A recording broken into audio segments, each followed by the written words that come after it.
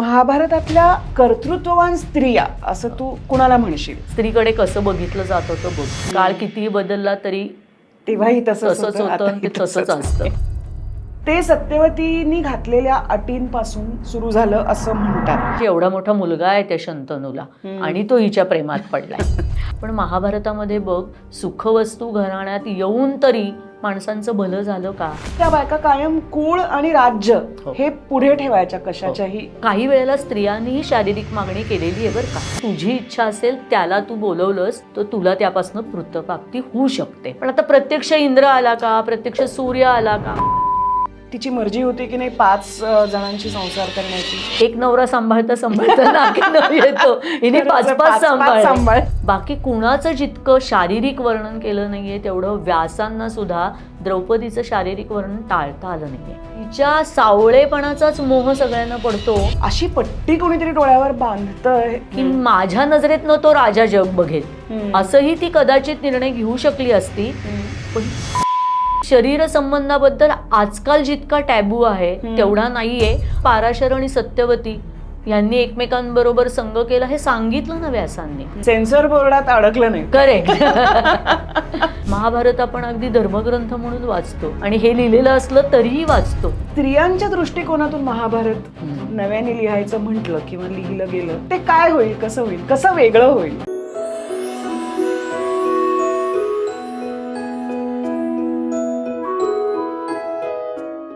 आज आपल्यासोबत आहेत Lokmanya multipurpose cooperative society limited यांची 30 वर्षांची विश्वासार्ह परंपरा. आपले वॉर्डरोब पार्टनर्स आहेत प्रथा सारीज, ज्यांची ही सुंदर साडी आज मी नेसली आहे. आणि सुनीला, आज तू इतका छान वेळ काढून आलीस आणि आमच्याशी खूप छान गप्पा मारल्यास. आरपारकडनं, वुमन की बातकडनं बर्वा कॉस्मेटिक्सचं अरे वा, हे गिफ्ट वाउचर तुला. खूप सुंदर प्रोडक्ट्स आहेत, गाईच्या तुपापासून बनवलेले. बर, मी स्वतः वापरते, खूप छान आहेत, तुला नक्की आवडेल. नक्की नक्की. आरपारच्या वुमन की बातमध्ये तुम्हा सर्वांचं मी विभावरी देशपांडे स्वागत करते. आपण आरपारच्या सगळ्याच पॉडकास्टमध्ये, वुमन की बातमध्ये सुद्धा वेगवेगळ्या विषयांवर चर्चा करण्याचा प्रयत्न करत असतो. आणि ह्या निमित्ताने विविध क्षेत्रांमध्ये सतत वेगळं काम करणाऱ्या स्त्रिया इथे येतील आणि आपल्याशी वेगवेगळ्या विषयांवर गप्पा मारतील, हा आपला प्रयत्न आहे. आणि म्हणूनच आज आपण एका अतिशय इंटरेस्टिंग विषयावर गप्पा मारणार आहोत. आणि तो विषय आहे महाभारत, महाभारतातल्या स्त्रिया. आणि यावर गप्पा मारण्यासाठी डॉक्टर सुनीला गोंधळेकर या विदुषी आज आपल्यासोबत इथे आहेत. तिने मला विदुषी मला म्हणू नकोस असं सांगितलं, पण तिचा खूप सखोल अभ्यास आहे विविध विषयांवर. महाभारतातल्या, संस्कृतमधल्या विविध विषयांवर तिने खूप अभ्यास केला आहे आणि ती आपल्याशी गप्पा मारणार आहे. सुनीलाविषयी सांगायचं तर तिने संस्कृत साहित्यशास्त्र म्हणजे पोएटिक्समध्ये PhD केली आहे. वेगवेगळ्या साहित्य प्रकारांचा अभ्यास केला आहे. भांडारकर प्राच्यविद्या संशोधन संस्थेच्या इन्फोसिस फेलो म्हणून तिने काम केलं आहे मराठी हस्तलिखितांवर. शिवाय मराठी विश्वकोशासाठीही तिने काम केलं आहे. ती टीमवीमध्ये संस्कृत शिकवते आणि परदेशी विद्यार्थ्यांना मराठी आणि हिंदीही शिकवते. सुनीला, तुझं मनपूर्वक स्वागत. धन्यवाद. आणि आज मी खूप उत्सुक आहे, कारण आपण सगळेच लहानपणापासून महाभारत एक गोष्ट म्हणून ऐकतो. रामायण, महाभारत या सगळ्याच गोष्टी म्हणून ऐकतो आणि कळत नकळत आपल्या मनात ते रुजलेलं असतं. अगदी लहान मुलांनाही महाभारताविषयी सांग म्हटलं की ते गोष्ट सांगून जातात. पण महाभारताला अनेक पदर आहेत, अनेक छोटे छोटे न्यूअन्सेस आहेत. व्यासोच्छिष्टम जगत सर्वम असं म्हणतात. तर ते काय आहेत? आणि विशेषतः आपण वुमन की बातमध्ये बोलतोय म्हणून महाभारतातल्या स्त्रियांविषयी आपण जास्त जाणून घेण्याचा प्रयत्न करणार आहोत सुनीलाकडनं. विभावरी, मला इतकं छान वाटतंय अशा विषयावर, अशा प्लॅटफॉर्मवर बोलायची संधी मिळणं ही फार चांगली गोष्ट आहे आणि त्यामुळे खूप लोकांपर्यंत हा विषय पोहोचेल असं मला वाटतंय. त्यामुळे छान आहे, आवडलंय मला. चालेल, तर आपण सुरू करूया. माझ्याही मनातल्या अनेक शंका, आम्हा सगळ्यांच्या मनातल्या अनेक शंका आणि प्रेक्षकांच्या मनातलेही अनेक प्रश्न आज आपण इथे विचारणार आहोत. अगदी अगदी. मुळात मला सुरुवात अशी करायची आहे की महाभारत हे महाकाव्य आहे असं आपण म्हणतो. तर तो इतिहास आहे, प्रत्यक्ष घडलेला आहे, की ते रचित आहे, की दोन्ही आहे? आणि किती प्रमाणात काय आहे हे आम्हाला सांग सुरुवातीला. हां. पण आपल्याला रामायण आणि महाभारत ही दोन्ही ग्रंथ खूप भारतीयांना तरी खूपच चांगले माहिती असतात. हो. म्हणजे आपल्या सगळ्यांच्या आठवणी त्याच्याशी जोडलेल्या असतात, त्या आजी आजोबांनी लहानपणी सांगितलेल्या गोष्टी. हो, इथनं सुरुवात होते. आणि मग त्याच्यानंतर काही काळापूर्वी दूरदर्शनवर आलेल्या मालिका त्यांनी आपलं जग व्यापून टाकलं होतं. रविवार सकाळ. रविवार सकाळ. आणि मग अगदी लग्न कार्य सोडून लोक ते बघायला बसायची. म्हणजे त्याची काय म्हणूयात रसिकता इतकी आहे किंवा लोकप्रसिद्धी इतकी आहे की अजूनही ते लोकांवर गारूड घालणार हो. अशी कथानकं ती आहेत. हो. पण ही कथानकं मुळात अतिशय प्राचीन आहेत. किती प्राचीन आहेत तर इसवी सन पूर्व 4थं शतक ते इसवी सनाचं 4थं शतक एवढ्या प्रचंड कालखंडामध्ये म्हणजे जवळजवळ 800 एवढ्या वर्षांच्या काळामध्ये व्यासांनी याची रचना केली महाभारताची असं म्हटलं जातं. अच्छा. आणि रामायण आणि महाभारत यांना महाकाव्य असं न म्हणता आर्षकाव्य असं म्हणतात. बरं. आर्ष म्हणजे ऋषींनी लिहिलेली. अच्छा. त्याच्यानंतरच्या काळात लिहिली गेलेली संस्कृत काव्य ही कवींनी लिहिली. पण हे 2 ऋषी आहेत मुळात. बरं. म्हणजे ते काही रचनाकार नाही आहेत, ते तपस्वी आहेत.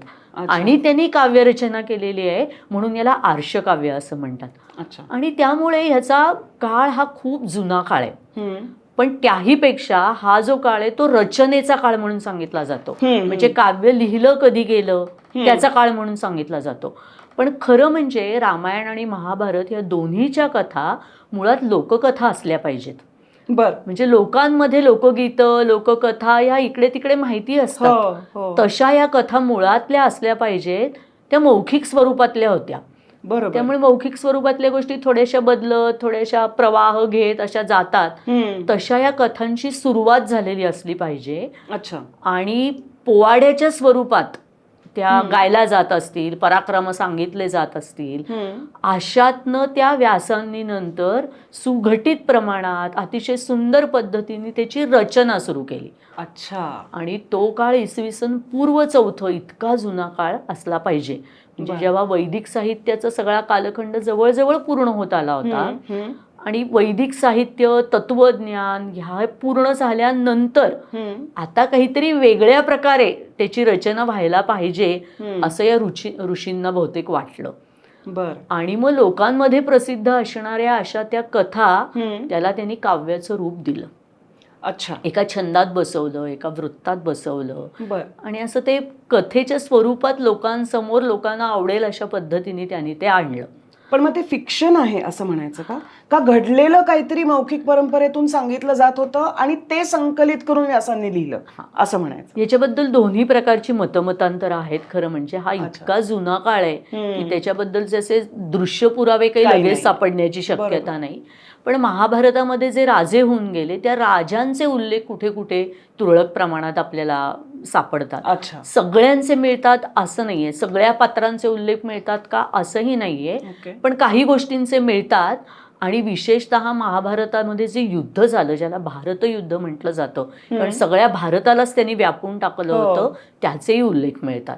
त्यामुळे यातल्या सगळ्या गोष्टी ह्या 100% खऱ्या होत्या का तर सांगता येत नाही. पण पूर्ण असत्य होतं का तर तसं नाही. म्हणजे आता सत्य घटनेवर आधारित असा जो डिस्क्लेमर असतो तसं काहीतरी असं. लोककथांमध्ये असणाऱ्या काही घडलेल्या राजांच्या बद्दलचं ते कथानक आणि मग त्याचा विस्तार झाला, ते वाढवलं गेलं, ते वेगळ्या पद्धतीने सांगितलं गेलं, अशी महाभारताची सुरुवात झाली. आणि महाभारताचा कालखंड मुळात अभ्यासकच इसवी सन पूर्व 4 ते इसवी सनाचं 4थं शतक म्हणजे 800 वर्षाचा सांगतात. आता एक कोणीतरी व्यक्ती 800 वर्ष अगदी ऋषी असेल तरी अगदी ऋषी झाले म्हणून 800 वर्ष लिहित बसले असं होऊ शकणार नाही. त्यामुळे महाभारताच्या अनेक आवृत्त्या तयार झाल्या आणि त्या आवृत्त्यांबद्दल महाभारतकार स्वतःच सांगतात, मान्य करतात. त्यामुळे महाभारत हे 3 वेळा सांगितलं गेलं. बर. आधी सुरुवातीला ते व्यासांनी सांगितलं, मग सौती आणि वैशंपायन यांनी वेगवेगळ्या निमित्ताने जमलेल्या लोकांना ते सांगितलं. अच्छा. आणि त्यामुळे व्यासांनी जे लिहिलं होतं त्याच्यामध्ये भर पडत गेली, त्याच्यामध्ये बदल होत गेले आणि अनेक गोष्टींचे ओहोळ मिळून मिळून नदी जशी तयार होते तसं हे महाकाव्य पुढे प्रवाहित झालं. किती छान असं ते. आणि ह्याच्याही पुढे जाऊन नंतर महाभारत रामायणाचे हस्तलिखित ही खूप मोठ्या प्रमाणात भारतभर तयार झाली. अच्छा. ती वेगवेगळ्या लिप्यांमध्ये झाली, वेगवेगळ्या भाषांमध्ये झाली. त्यामुळे तिथले तिथले प्रादेशिक रंग त्याला आले, प्रादेशिक गोष्टी त्याच्याशी जोडल्या गेल्या. त्यामुळे मुळात एके ठिकाणी कोणीतरी लिहिलेली कथा ही संपूर्ण देशाची झाली. त्यांना असं वाटलं की अरे हे आपलं आहे ना, ते ह्याच्याशी जुळतं बरं का, हे इथे चालेल, हे इथे पाहिजे. आणि मग ती प्रादेशिकता त्याच्यामध्ये येत गेली, त्याच्यात भर पडत गेली, बदल होत गेले आणि ती कथा पुढे पुढे पुढे पुढे येत राहिली. त्यामुळे त्यातले 100% गोष्टी ह्या पूर्ण बरोबर असू शकत नाहीत, बरोबर, आणि 100% पूर्ण चुकही असू शकत नाहीत. त्यामुळे महाभारत स्वतःला पुराण आणि इतिहास असं म्हणून घेतं. अच्छा. म्हणजे ते इतिहासाबद्दल सांगणार आहे असं म्हणतं. त्याचं कारण त्यातला पुष्कळचा भाग हा वंशावळींचा आहे. म्हणजे राजे, त्यांचे वंश, ह्याच्याबद्दलची माहिती त्याच्यात आलेली आहे. त्यामुळे ते त्याला पुराण आणि इतिहास असं म्हणतातच. अच्छा. त्या काळच्या तू म्हणतेस की ते काव्य या स्वरूपात, महाकाव्य असं आपण त्याला म्हणतो, आणि ते व्यासांनी विशिष्ट पद्धतीने ते एकत्रित केलं. ते मग अशी बोलताना तू त्यांनी ते एडिटर होते एका अर्थाने असं म्हणालीस. बरोबर. तर त्या काव्यरचनेची पद्धत वेगळी असेल ना अर्थातच त्या काळात, किंवा 800 वर्षात ती काही एका अर्थाने बदलत पण गेली असेल त्या काळात. तर ती काय पद्धत होती काव्यरचनेची? काय माहितीये का, काव्य म्हटलं की आपली आजकालच्या काव्यांची जी कल्पना आहे ना, त्या दृष्टीने आपण त्याच्याकडे बघतो. बरोबर. पण हे अगदी पहिलं काव्य, ह्याच्या आधी काव्य या स्वरूपात काही रचनाच झालेली नाही. अच्छा. त्यामुळे त्याच्याबद्दलचे असे काही नियम नाही आहेत. बर. म्हणजे व्यासांना ज्या प्रकारे ती कथा सांगावीशी वाटली त्या पद्धतीने ती घडत गेली.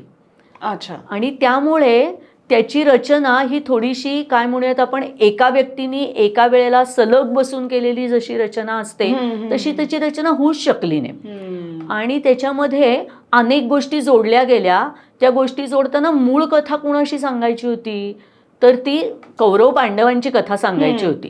पण ती कौरव पांडवांची कथा सांगत असताना त्याला इतिहास म्हणूनही काही सांगायचं होतं, पुराण म्हणूनही काही सांगायचं होतं. त्या काळात होऊन गेलेल्या अनेक राजांबद्दल, राज्यांबद्दल, प्रदेशांबद्दल, अनेक गोष्टींबद्दल सांगायचं होतं. बरोबर.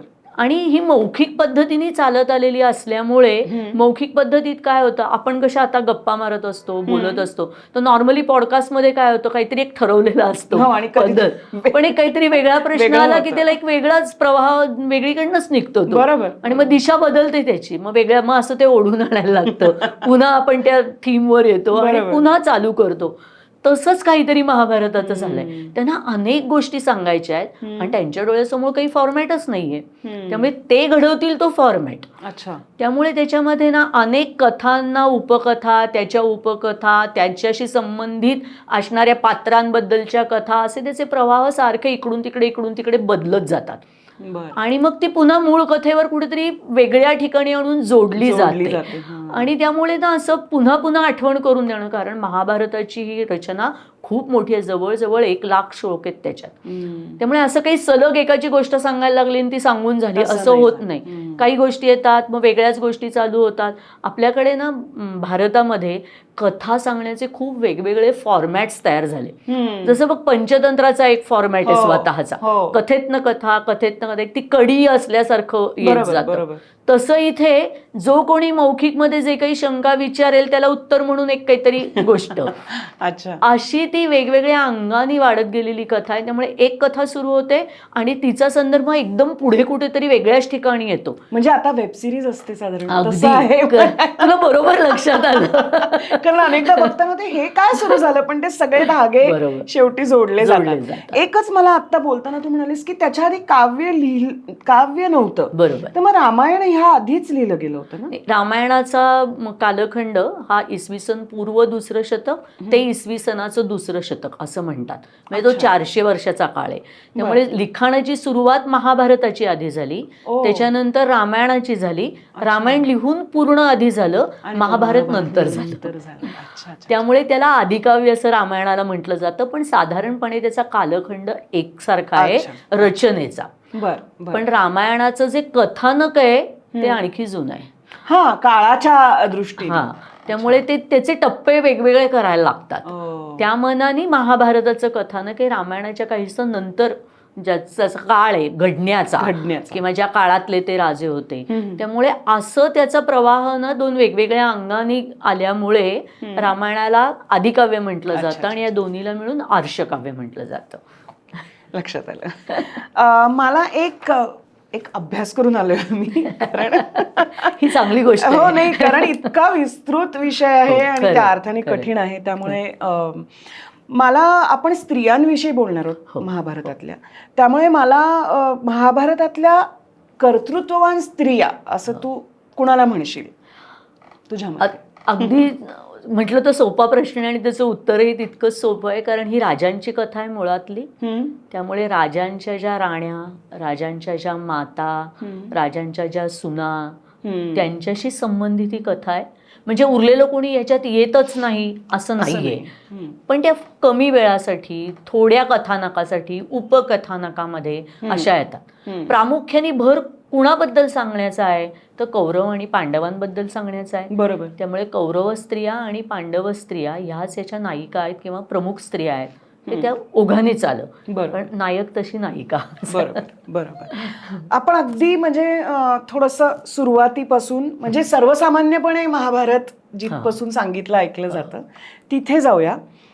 शंतनू राजा आणि त्याच्याशी लग्न करण्यासाठी सत्यवतीने काही अटी घातल्या होत्या आणि त्या असं म्हणतात की तिथून हस्तिनापुराचं सगळं जे पुढचं नाट्य घडलं अगदी युद्धापर्यंतचं आणि युद्धानंतरचा जो सगळा काळ आहे महाभारत घडलं जे आपण म्हणतो ते सत्यवतीनी घातलेल्या अटींपासून सुरू झालं असं म्हणतात. आणि त्यामध्ये अर्थातच तिचा एक स्त्री म्हणून, एक आई म्हणून स्वार्थ होता असणार, म्हणजे सामान्य आमच्या बुद्धीला जे दिसतं ते. तर जो कोणालाच टळला नाही, म्हणजे रामायणातही कैकेयीला टळला नाही म्हणून तो इथेही टळला नाही. तर त्या सत्यवती मुत्सद्दी स्त्री होती असं तुला वाटतं? अगदी अगदी नक्की होती. सत्यवतीबद्दल फार माहिती नसतं लोकांना, पण सत्यवतीची कथा अशी आहे ती खरी मूळची राजकन्या आहे. आता रामायण महाभारतात ना अनेकांचे जन्म हे अद्भुताच्या ह्याच्यावर आधारलेले असतात. त्याप्रमाणे ती आणि तिचा भाऊ एका माशाच्या पोटात सापडल्या एका कोळ्याला, आणि अशी 2 मुलं सापडल्यानंतर तो राजाकडे घेऊन गेला. ती मूळ राजाचीच मुलं होती. आता ती कशी आली ह्या कथेत आत्ता आपण जायला नको, ती एक लंबी कहाणी आहे म्हणून. तर राजाला कळलं की ही आपली मुलं आहेत, तर तो म्हणला या मुलीला घेऊन जा तू, मुलगा माझ्याकडे ठेव.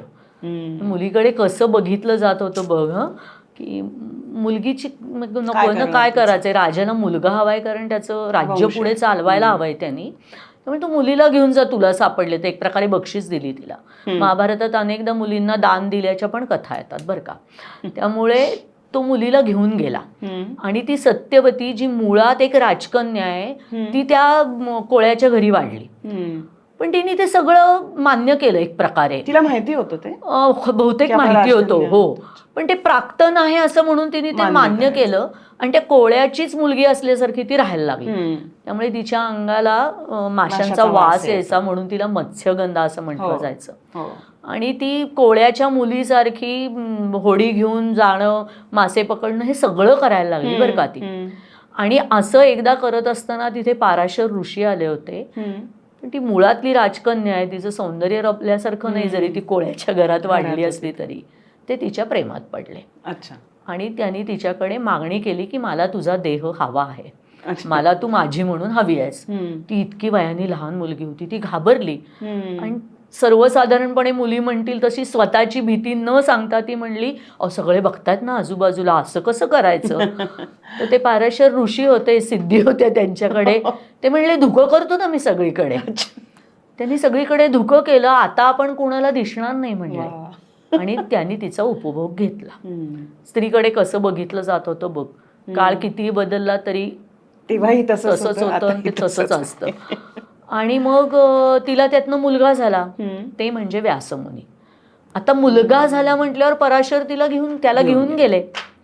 आणि मग ती म्हणली की मला आता काहीच उरलं नाही, तर नेहमीप्रमाणे तुला वर देतो, काय हवं ते माग. तर इतकी लहान होती वयाने, तिला खरं काही कळत नव्हतं. ती म्हणली ना माझ्या अंगाला माशाचा फार वास येतो, त्यामुळे लोक मला टाळतात. मग ते म्हणले तुझ्या अंगाचा वास जाईल बरं का, आणि तू योजनगंधा होशील. म्हणजे योजनेपर्यंत उत्तम सुवास येणारा असा तुझा देह होईल. अच्छा. आणि तुझ्याकडे काय म्हणायचं कन्या रूप परत येईल तुझं. म्हणजे तुझा उपभोग घेतल्या ह्याचं काही खुणा राहणार नाहीत असं पण अनेक वेळा झालं. म्हणजे व्हर्जिनिटी तुझी तशीच राहील. हे पण अनेक वेळा झालेलं आहे महाभारतामध्ये. म्हणजे व्यास किंवा तो काळ आपण असं म्हणूयात की ते ह्या सगळ्याकडे फार जे घडतं तसं बघतायत. ते लपवायचा प्रयत्न करत नाहीत. लोक असं वागत होती हे व्यासांनी लपवलेलं नाही, ते सांगितलंय. जसं होतं तसं सांगितलंय. त्यामुळे पराशरांनी जे केलं ते तसंच सांगितलं त्यांनी. आणि मग त्या एकदा असाच शंतनू आला, असा लांबवरनं सुगंध येतो त्याचा, माग घेत घेत तो आला. तर ही सत्यवती. आणि तिला पाहिल्यावर तोही पुन्हा प्रेमात पडला तिच्या. आणि तो म्हटला मला तुझ्याशी विवाह करायचा आहे. आता तिला थोडंसं जाणतेपण आलं होतं आधीच्या अनुभवावरनं. मग ती म्हणली नाही नाही असं नाही, तू माझ्या वडिलांना भेट. मग माझे वडील काय म्हणतील तसं करायचं. मग त्या कोळ्याकडे गेला. आणि तो कोळी एव्हाना समजून चुकला होता की अशी देखणी मुलगी आहे आपली, आपण तर या अशा समाजात राहतोय, त्यामुळे हिचं काही खरं नाही. त्यामुळे त्यांनी जरा जास्त शहाणपणा दाखवला त्यावेळेला. आणि तो म्हणला की माझ्या मुलीशी जर का तुम्हाला लग्न करायचं असेल तर हिला होणारं अपत्यच पुढे जाऊन तुझ्या राज्यावर बसेल. असं जर का तू मान्य केलंस तरच मी तुला माझी मुलगी देईन. त्यामुळे सत्यवतीने ही अट घातली नाही, तिच्या वडिलांनी ही अट घातली. पण सत्यवती नाही म्हणली नाही ह्याचाच अर्थ तिची त्याला मान्यता होती. बरोबर. मग तो राजा म्हणला असं शक्य नाही, कारण त्यांचा मुलगा भीष्म गंगेपासून झालेला. बाकीची पहिली मुलं गंगा घेऊन गेली बरोबर, पण ह्या मुलाला ठेवून गेली होती. तर तो म्हणला नाही बघा, म्हणजे एवढा मोठा मुलगा आहे त्या शंतनूला आणि तो हिच्या प्रेमात पडलाय. तर तो म्हणला नाही असं शक्य नाही, मला एक मुलगा आहे, तो तरुण आहे, राजपुत्र होण्याच्या अगदीच लायकीचा आहे तो. त्यामुळे तो परत गेला. पण तो झुरायला लागला, त्याच्या डोक्यातनं काही ती जाईना. भीष्मांच्या लक्षात आलं, त्याचं खरं नाव तेव्हा भीष्म नव्हतं, देवव्रत होतं. त्या देवव्रताच्या लक्षात आलं की काहीतरी घडलंय. त्यांनी वडिलांना विचारलं. वडिलांनी सांगितलं हे असं असं घडलंय. तो वडिलांना न सांगताच परस्पर त्या कोळ्याकडे गेल्या आणि म्हणलं की ठीक आहे, तुमची हीच अट आहे ना की हिचा मुलगा पुढे व्हावा राज्य. म्हणलं ठीक आहे, मी राज्यावर बसणार नाही, मी त्या राज्यावर पाणी सोडतो. तर त्याच्यावर तो कोळी आणखी हुशार होता. त्यांनी त्याचे केस काही उगाच पांढरे झालेले, त्यांनी जग पाहिलेलं होतं. तो म्हणला अरे तू नाही बसणार, पण तू उद्या लग्न करशील, तुला मुलं बाळ होतील, तर मोठ्या मुलाचा मुलगा म्हणजे त्यालाच नाही का राज्यावर बसवणार, मग हिचं काय होणार पुढे जाऊन. म्हणजे ज्या स्त्रीला मुलगा होत नाही तिचं राजघराण्यात नाही पुढे कोणी बघत नव्हतं का काय, अशी शंका यावी अशी ही अट होती. तर मग तिथे त्यांनी जी प्रतिज्ञा केली ती घोर प्रतिज्ञा होती, म्हणून त्याचं नाव भीष्म पडलं. कारण भीष्म म्हणजे घोर, भयंकर. मग तो म्हणला ठीक आहे, असं असेल तर मी आजन्म अविवाहित राहील, मी अजिबात लग्नही करणार नाही, म्हणजे मला मूल होण्याचा प्रश्नच येणार नाही. त्याप्रमाणे घडलं. सत्यवती तिथे आली, शंतनूशी विवाह झाला, तिला मुलंही झाली. पण शंतनू अर्थातच वयाने खूप मोठा होता, तो लवकर गेला. तिला झालेली मुलं ही पुरेशी सक्षम सुदृढ निघाली नाही जशी राजघराण्याला हवी असतात. त्यामुळे अशा मुलांशी कोण लग्न करणार. आता शंतनू गेल्यानंतर ती राजमाता झाली, ती भीष्माच्या मदतीने राज्यकारभार बघायला लागली. अच्छा. म्हणजे एकीकडे निर्णय घेत होती. म्हणजे एकीकडे स्त्रियांचं महत्व काय आहे, त्यांच्याकडे कसं पाहत होतं, त्यांच्या देहाकडे कसं पाहिलं जात होतं, उपभोगाची कशी अपेक्षा सहज बोलून दाखवली जात होती, हे एकीकडे आहे. पण दुसरीकडे राजघराण्यामध्ये वेळ पडली तर स्त्रिया राज्य पण करत होत्या, चालवत होत्या, कोणाच्या ना कोणाच्या मदतीने, अगदी एकटीने नाही, पण ते त्या करत होत्या. मग तिच्या लक्षात आलं की आपल्या मुलांचंही पुढे काही खरं नाही, सहजासहजी यांना कोणी मुलगी देणार नाहीये. मग तिने पुन्हा भीष्माला मध्ये घातलं आणि म्हणली की जा ना, त्या अंबिका अंबालिका म्हणून चांगल्या मुली आहेत, तर माझ्या मुलांसाठी घेऊन ये ना त्यांना. तर भीष्मच, त्यांनी इतकं ऐकलंय तिचं आयुष्यभर, हेही ऐकलं. तो गेला त्यांना आणायला आणि त्यांनी पळवून आणलं त्यांना, इतरांशी वेळप्रसंगी युद्ध केलं आणि त्यांना घेऊन आला. तर त्या अंबिका अंबालिका, भीष्म इतका सुंदर देखणा कुरुवंशातला आपल्यासाठी आलाय असं त्यांना वाटलं, कारण ह्याच्या मागची कथा त्यांना कुठे माहिती. तर त्यांना वाटलं की जो म्हणला होता मी कधी लग्न करणार नाही, तो आपल्यावर भाळला आणि आपल्यासाठी आलाय, असं वाटून त्या आनंदाने निघाल्या. पण त्या निघाल्यानंतर मध्येच त्यांना कळलं की हे असं नाहीये, आपल्याला भीष्माशी नाही लग्न करता येणार आहे, भीष्म त्या विचित्र मुलांसाठी आपल्याला घेऊन चाललाय. मग त्यातली जी अंबा होती तिने सांगितलं की नाही, माझं शाल्व म्हणून एक राजा आहे, त्याच्यावर प्रेम आहे, मी जर का असा वेगळ्याच कोणाकडे तू मला सोडणार असशील तर मला नाही यायचंय, तर तू मला आणि असा घेऊनही नाही जाऊ शकत. त्यामुळे अंबानी त्याच्याशी व्यवस्थित चर्चा केली, अत्यंत मुद्देसूद बोलली ती की तुझे काय अधिकार आहेत, तू असं पळवून नेऊ शकतोस का, असं सगळं बोलली ती त्याच्याशी. मग भीष्माला मान्य झालं. तो म्हणलं तुझं जर कोणावर प्रेम असेल तर ते बरोबर नाही, मी तुला सोडतो, तू तुझ्या प्रियकराकडे जा. म्हणजे ह्याची मुभा होती त्या काळात स्त्रियांना. तर पण ती अंबा गेली, पण तो शाल्व तो म्हणला नाही, मी ह्याच्याशी युद्ध केलं होतं तुला मिळवावं म्हणून, आणि त्यांनी मला पराजित केलं, त्यांनी माझा अपमान केलाय, तो उचलून तुला घेऊन गेलाय, आता नाही तू माझी होऊ शकत. बापरे. आता ती ना घरकी ना घाटकी, ना इकडची ना तिकडची, तिला कोणीच स्वतःचं राहिलं नाही. आणि मग ती रागाने जाळायला लागली. आता आपण सत्यवती, असं होतं बघ महाभारतात, उपकथा निघत जातात. आपण स्त्रीविषयीच बोलतो आहे की तिला तिच्या आयुष्याचा निर्णय घेण्याची ते बोलून दाखवण्याची ताकद होती, आणि ती संधीही भीष्मासारख्या एका पुरुषांनी दिली. तर हे एक वेगळं रूप महाभारतातल्या स्त्रियांचं आहे. तर आता आपण त्या सत्यवतीच्या कथेकडे परत येऊया, कारण तू विचारलं होतंस ती मुत्सद्दी होती. तर आता ह्या दोघींना घेऊन आल्यानंतर तिच्या पुत्राचाही मृत्यू झाला, आणि आता आपल्या वंशाचं पुढे काय होणार, कारण तिने अशी अट घातल्यामुळे भीष्म लग्न करणार नाही, भीष्म राज्यावर बसणार नाही, म्हणजे आता हे राज्य राजा विना राहणार का, ही तिची राजमाता म्हणून चिंता आहे. आणि त्यातनं मार्ग तिनेच काढलाय. आता त्या काळामध्ये नियोग नावाची एक पद्धत होती. तर ती नियोग पद्धतीबद्दल थोडंसं सांगते, म्हणजे मग त्या कथेचा नेमका रोग काय आहे ते आपल्याला कळेल. नियोग याचा अर्थ काहीही कारणाने, म्हणजे पतीचं निधन झालं असेल, पती सक्षम नसेल, आजारी असेल, कारण कुठलंही असू शकतं, पण त्या स्त्रीला जर का अपत्यप्राप्ती होणार नाही अशी परिस्थिती आली तर थोडक्या काळासाठी, काही प्रसंगी अगदी एका रात्रीसाठी सुद्धा तिने दुसऱ्या एका पुरुषाकडे जायचं, आणि त्या पुरुषापासून तिला ते मूल होऊ शकतं, आणि ते मूल तिच्या घराण्यातलं म्हणून नंतर स्वीकारलं जातं. अशी पद्धत जेनेटिकली ते बरोबर त्या घराण्यातलं नसलं तरी सुद्धा. त्यामुळे आता फक्त ह्या अंबालिका शिल्लक आहेत, पुरुष नाहीच घरातला. तर आता ह्यांना अपत्य प्राप्ती व्हायला पाहिजे तर कुणाकडनं करणार, कारण शक्यतो असं बघतात की त्या घराण्यातलाच पुरुष असावा, कारण तो वंश चालू राहायला पाहिजे. अगदी नाईलाज असेल, त्या घराण्यात जवळचा पुरुषही नसेल तर बाह्य कुठल्या तरी ठिकाणनं तो पुरुष मान्य केला जातो, पण शक्यतो त्या घराण्यातलाच पुरुष असावा असं पाहिलं जातं. आता इकडे कोणी राहिलंच नाही शंतनूचं असं, त्यामुळे तो पुरुष नाहीच आहे. मग आता कोणाकोणचा पुरुष त्यातल्या त्यात चालेल, तर सत्यवती विचार करते, माझा मुलगा चालेल जो मला लग्नाच्या आधी झाला होता, किंवा एका बाजूने तरी तो ह्या घराण्यातला आहे. म्हणून तिने अत्यंत तपस्वी असणाऱ्या अशा व्यासांना बोलायचं ठरवलं. आता व्यास हे मुळामध्ये तपस्वी आहेत, त्यामुळे ते काही लग्न कार्य करणार आहेत आणि असं काही गोष्टच नाहीये, पण आपल्या आईने आपल्याला बोलवलंय आणि कुलाच्या कामासाठी बोलवलंय, कुळाच्या सातत्यासाठी बोलावलंय, म्हणून व्यास ते करायला तयार झाले. आता ही तिची मुत्सद्देगिरी आहे की त्यातनं योग्य असणारा मार्ग सतत शोधत राहणं. हे नाही झालं तर मग काय, हे झालं नाही तर पर्यायी काय करता येईल जेणेकरून माझं कुळ चालू राहील, ह्याच्यासाठीचा सगळा अट्टाहास तिने आपल्याला केलेला दिसतो. तिचं लग्न अगदी लहान वयात झालं म्हटलं तर ती राजघराण्यात आली, बरोबर. पण बघा महाभारतातल्या सर्व स्त्रियांचं हे जवळपास असंच आहे. अनेकदा आपल्याला काय वाटतं की आपण चांगल्या घराण्यात असलो, चांगल्या घरात जन्माला आलो, म्हणजे चांगल्या याचा अर्थ पैसा चांगला आहे, माणसांचा स्वभाव चांगला आहे, अनेक गोष्टींची उपलब्धता आहे वेगवेगळ्या, ह्याला आपण चांगलं समजतो.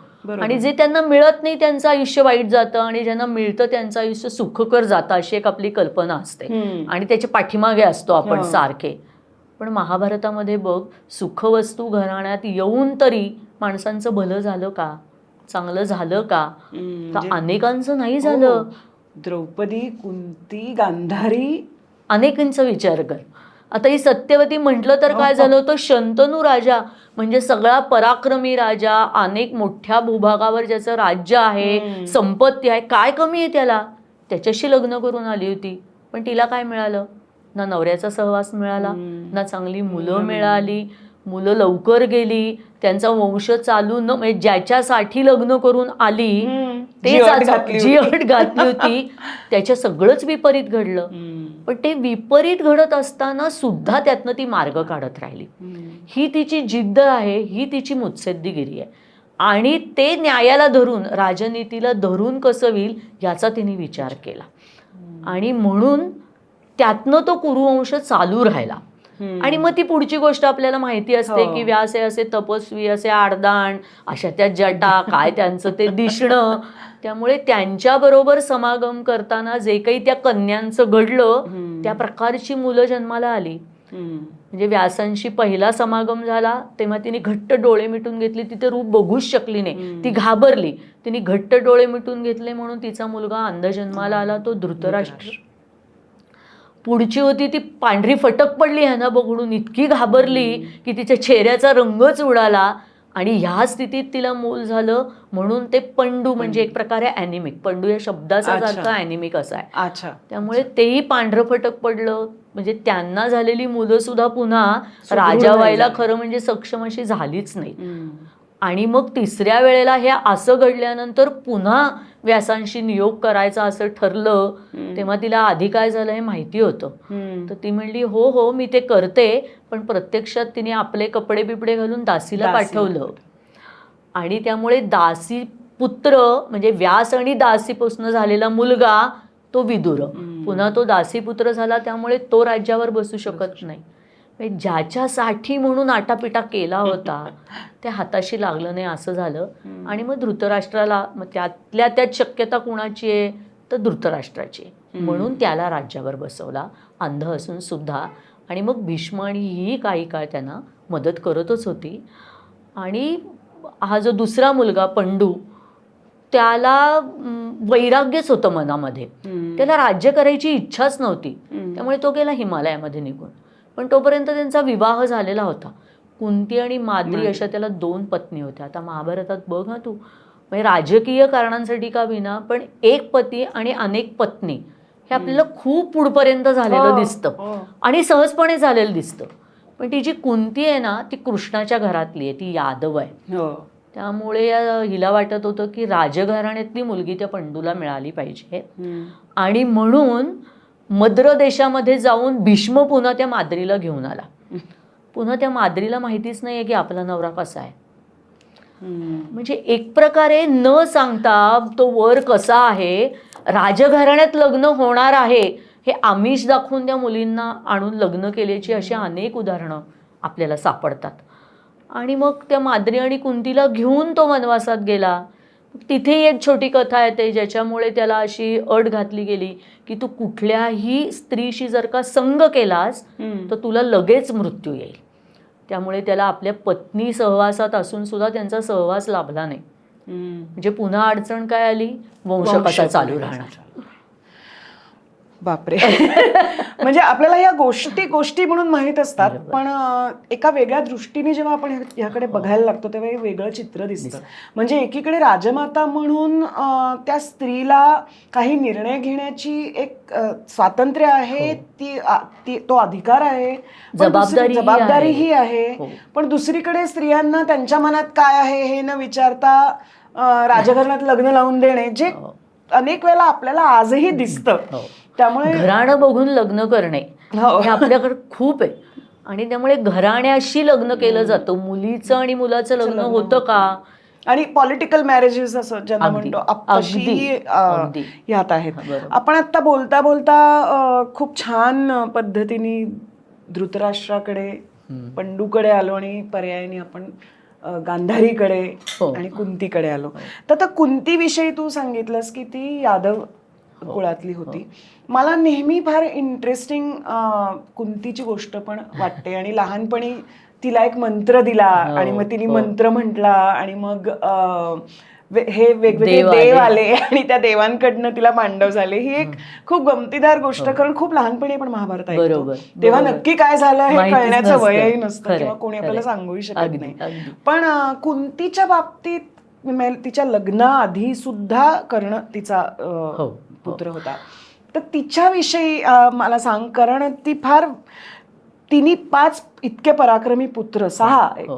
खरं म्हणजे पराक्रमी 6. पुत्र होते हो. तिचे आणि राजमाता होती खऱ्या अर्थाने. आणि तिचा प्रवास बघता तिने अनेक वेळेला स्ट्रॅटेजिक निर्णय घेतलेले हो, आहेत. म्हणजे कर्ण तिचा मुलगा आहे हे तिने अर्जुनाचा जीव सुरक्षित राहावा त्या पॉइंटला सांगितलं खरंय, युद्धाच्या खरंय. वेळी. तर आणि मला असं वाटतं त्या बायका कायम कुळ आणि राज्य हे पुढे ठेवायच्या कशाच्याही आधी.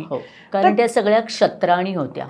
म्हणजे राजाला क्षत्रिय म्हणून जशा काही जबाबदाऱ्या असतात, वैयक्तिक मत, वैयक्तिक भावभावना नाही पुढे ठेवून चालत, तशा अनेक वेळेला त्याही क्षत्राणी आहेत.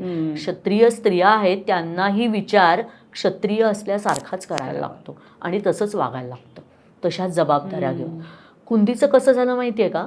कुंतीने लग्नाआधी एका अत्यंत कोपिष्ट ऋषींकडे म्हणून काम केलं होतं, त्यांची सेवा केली होती चांगल्या अर्थाने. आणि ते तिच्यावर खुश झाले आणि म्हणले असं असं तुला वर देतो. आणि त्याप्रमाणे तिला वर दिला की तुझी इच्छा असेल त्याला तू बोलवलंस तर तुला त्यापासून पुत्रप्राप्ती होऊ शकते. तर ती वयाने लहान होती, तर तिला असं वाटलं या हे काय असतं बघूयात का.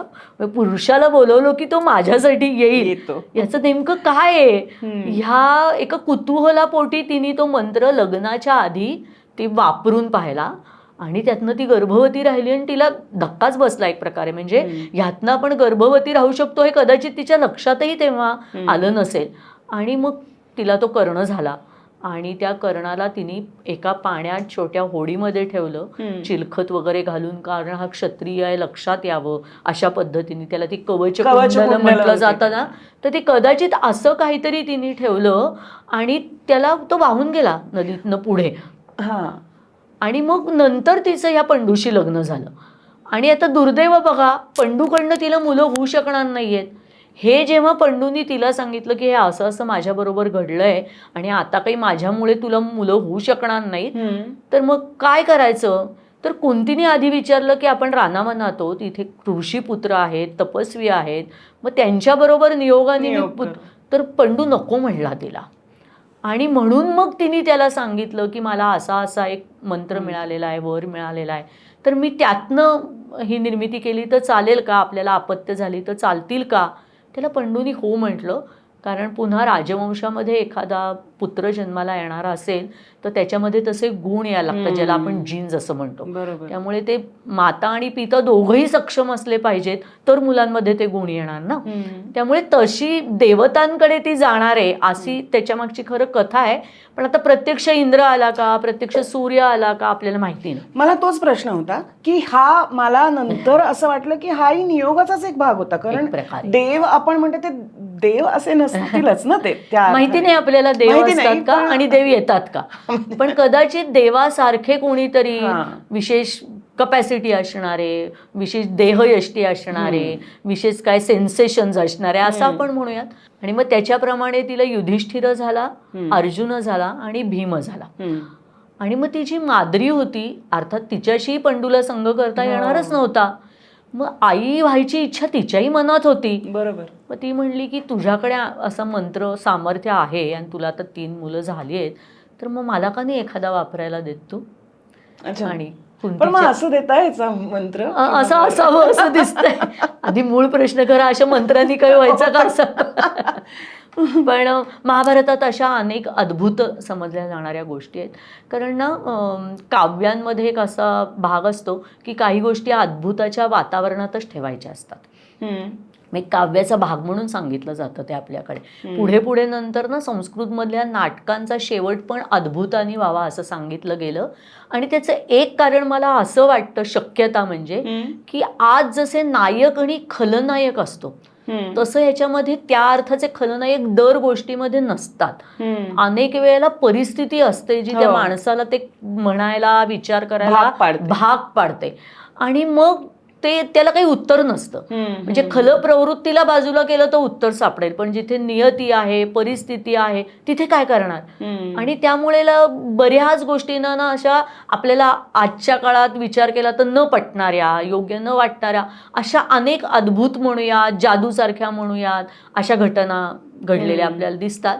तर काहीतरी त्या काळात तशी पद्धत होती किंवा काहीतरी वेगळ्या पद्धतीने तिने ते केलं, ज्याला हे नाव दिलं गेलं, असंही काही असू शकतं. ते आज आपल्याला सांगता म्हणजे ज्याला आज असंही म्हणतात की IVF केलं किंवा टेस्ट ट्यूब बेबीज होते. कौरवांच्या बाबतीत मी असं कुठेतरी असंच वाचलं होतं. तर कदाचित त्या काळात अशी काही प्रगत म्हणजे मेडिकल रिसर्च किंवा असं काही होतं का, असंही म्हणतात. असं म्हटलं जातं. हे खरं आहे, कारण अशा पद्धतीने पुत्र होऊ शकत नाही ते आपल्याला माहिती आहे. त्यामुळे लोकांनी त्याचा एक अर्थ असा लावला की वेगळ्या काहीतरी शारीरिक पद्धतीने तो केला गेला असेल. पण तसं विज्ञान होतं का ह्याच्यासाठीचे कुठलेच पुरावे उपलब्ध नाही आहेत. म्हणजे अशा पद्धतीने काही ट्रीटमेंट केल्या जात होत्या. आपल्याकडे आयुर्वेदशास्त्र जुनं आहे, त्याच्यामध्ये रोगांच्या उपचारांबद्दल लिहिलेलं आहे, पण अशा प्रकारचं लिखाण सापडलेलं तरी नाही. त्यामुळे ते होतं का नाही हे सांगणं फार कठीण आहे. म्हणजे होतंही आणि नव्हतंही या दोन्हीकडे निर्देश करता येईल अशी काहीतरी ती परिस्थिती आहे. पण काहीतरी दैवी गोष्टींनी, नेहमीच्या रुटीनपेक्षा वेगळ्या पद्धतीने त्यांना मुलं झाली. आणि यामध्ये कुंतीला निर्णयाचं स्वातंत्र्य होतं की तिला कुठल्या पुरुषाला बोलवायचं आहे. तर हा पण एक अगदी गमतीदार हे आहे. बाकी परिस्थिती त्या काळातली बघता किंवा स्त्रियांचं स्थान याविषयी आपण वारंवार बोलतोय कारण आपला तो फोकस आहे. तर त्याच्यामध्ये कुंतीला हे स्वातंत्र्य होतं की आता मला कुणापासून संतती हवी आहे, कारण ती वंशाची पुढे चालवणारे पुत्र होणार आहेत ना.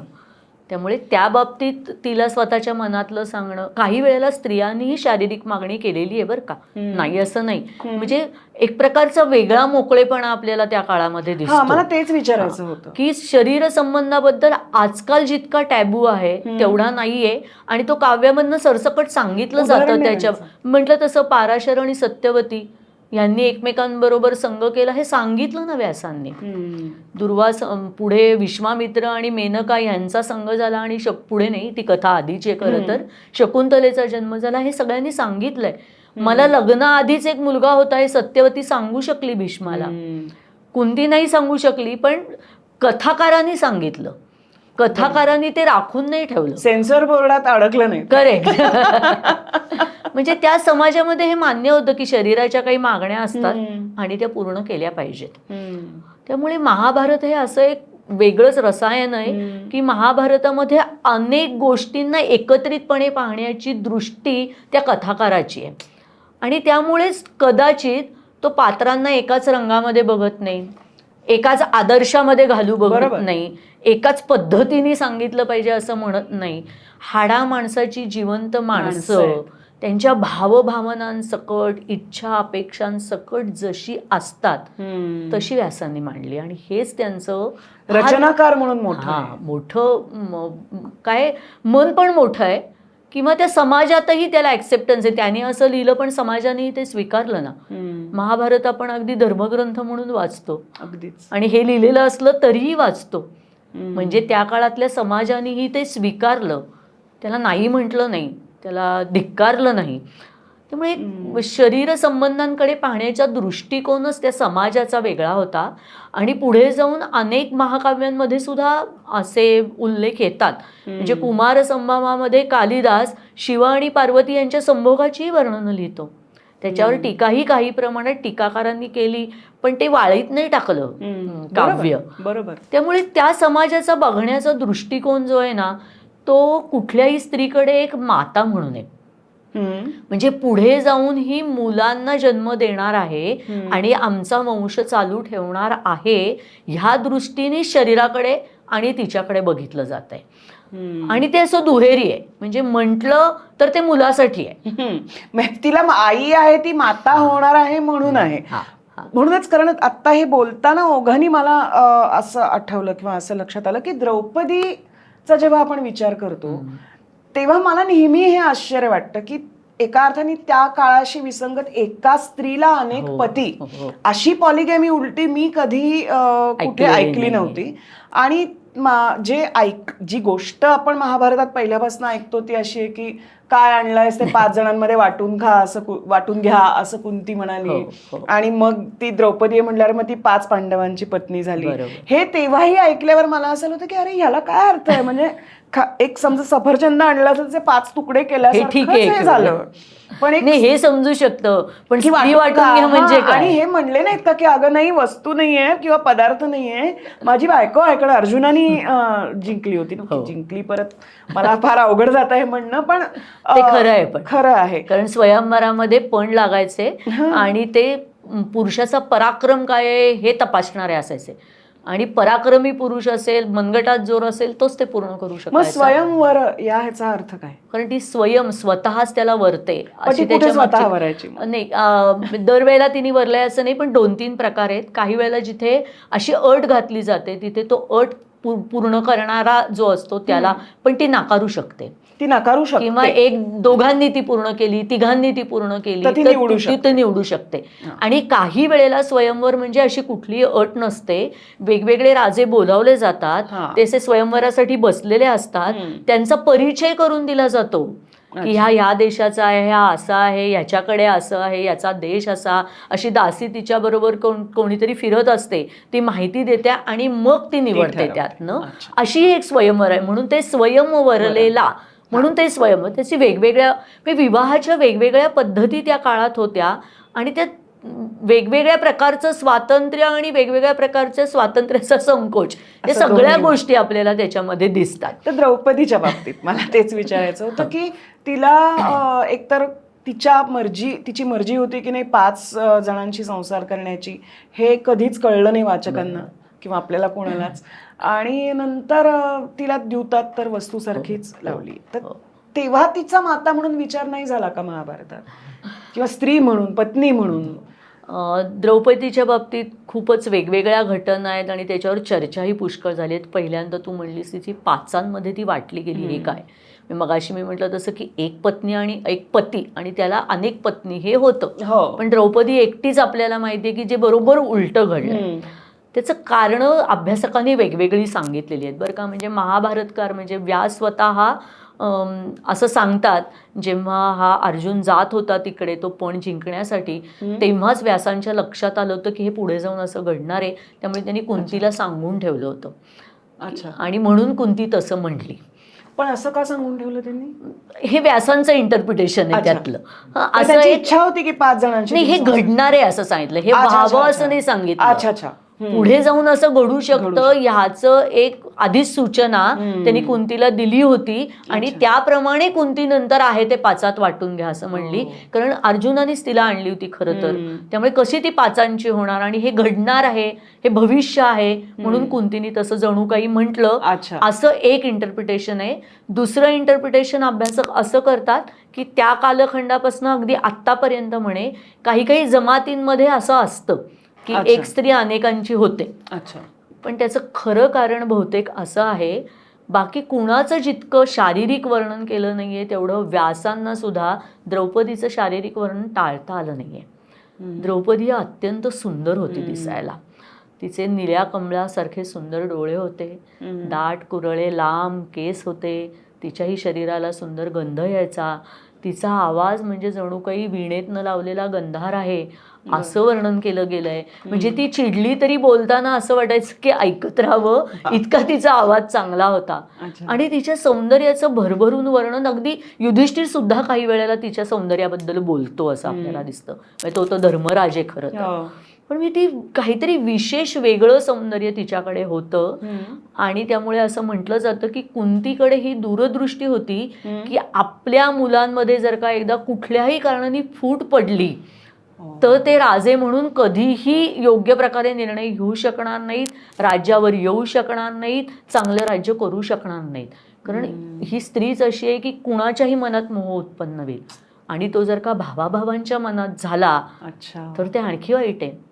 आणि त्यामुळे कदाचित कुंतीनी हे माहिती असून सुद्धा म्हटलं की घ्या 5 जणांमध्ये वाटून. म्हणजे हा खरा मुत्सद्दीपणा आहे. तिथल्या अनेक स्त्रिया मुत्सद्दी आहेत कारण त्या क्षत्रिय आहेत. क्षत्रिय म्हणून राजघराण्यात जन्माला आल्यानंतर आपल्याला काय काय जबाबदाऱ्या असतात, कशातनं पार जायचं असतं, हे त्या स्त्रियांना फार चांगलं कळलंय. आणि त्या फार, म्हणजे आता कुंतीच्या बाबतीत सांगायचं झालं तर पंडू हा असा अचानक गेला, अरण्यात राहून ती करणार काय, तर तिने निर्णय घेतला, ती 5 मुलांना घेऊन हस्तिनापुरात परत आली. आणि मग खरं सुरू झालं ना ते. ती तिकडेच राहिली असती तर मग पांडव आणि कौरव यांच्यामध्ये राज्यासाठी काही घडण्याचं कारणच आलं नसतं. त्यामुळे ती त्यांना परत घेऊन आली, कारण ह्यांचं आपल्याला एकटीला इथे काही करता येणार नाहीये, वनवासात राहून जंगलात राहून काही होणार नाहीये, आपल्याला आपल्या दीराच्या आश्रयाला गेलं पाहिजे हे तिला कळलं. त्यामुळे या 5 पांडवांचं चांगलं शिक्षण झालं, त्यांना अस्त्रविद्या शस्त्रविद्या या घेता आल्या, नाहीतर ते इकडे अरण्यात कसे वाढले असते ना. त्यामुळे पुन्हा एकदा क्षत्रिय म्हणून मुलांना घडवण्यामध्ये तिने अतिशय धोरणीपणा दाखवला. आणि राजमाता म्हणून असलं तर तिच्या कर्तव्यात तिची अजिबात कसूर झालेली नाहीये.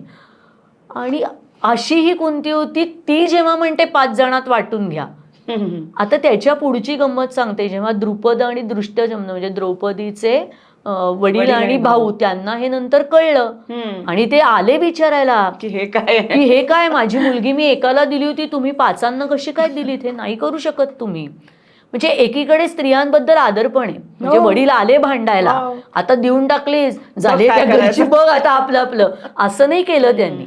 पण मग त्यांची चर्चा झाली, धर्माला अनुसरून काय आहे, हे धर्माला चालतं की नाही, याला मान्यता आहे की नाही. मग द्रुपदाने ते मान्य केलं. आणि कदाचित आपल्याला माहिती नाही, व्यासांनी हा उल्लेख केला नाहीये, पण द्रौपदीलाही ते कळलं नसेल का. म्हणजे मला तोही प्रश्न पडतो की 5 सांभाळणं हे जास्त गरजेचं आहे, हे तिलाही कळलं. आणि त्यामुळे द्रौपदीनेही बहुतेक त्याला आडेवेडे घेतले नसण्याची एक शक्यता आहे.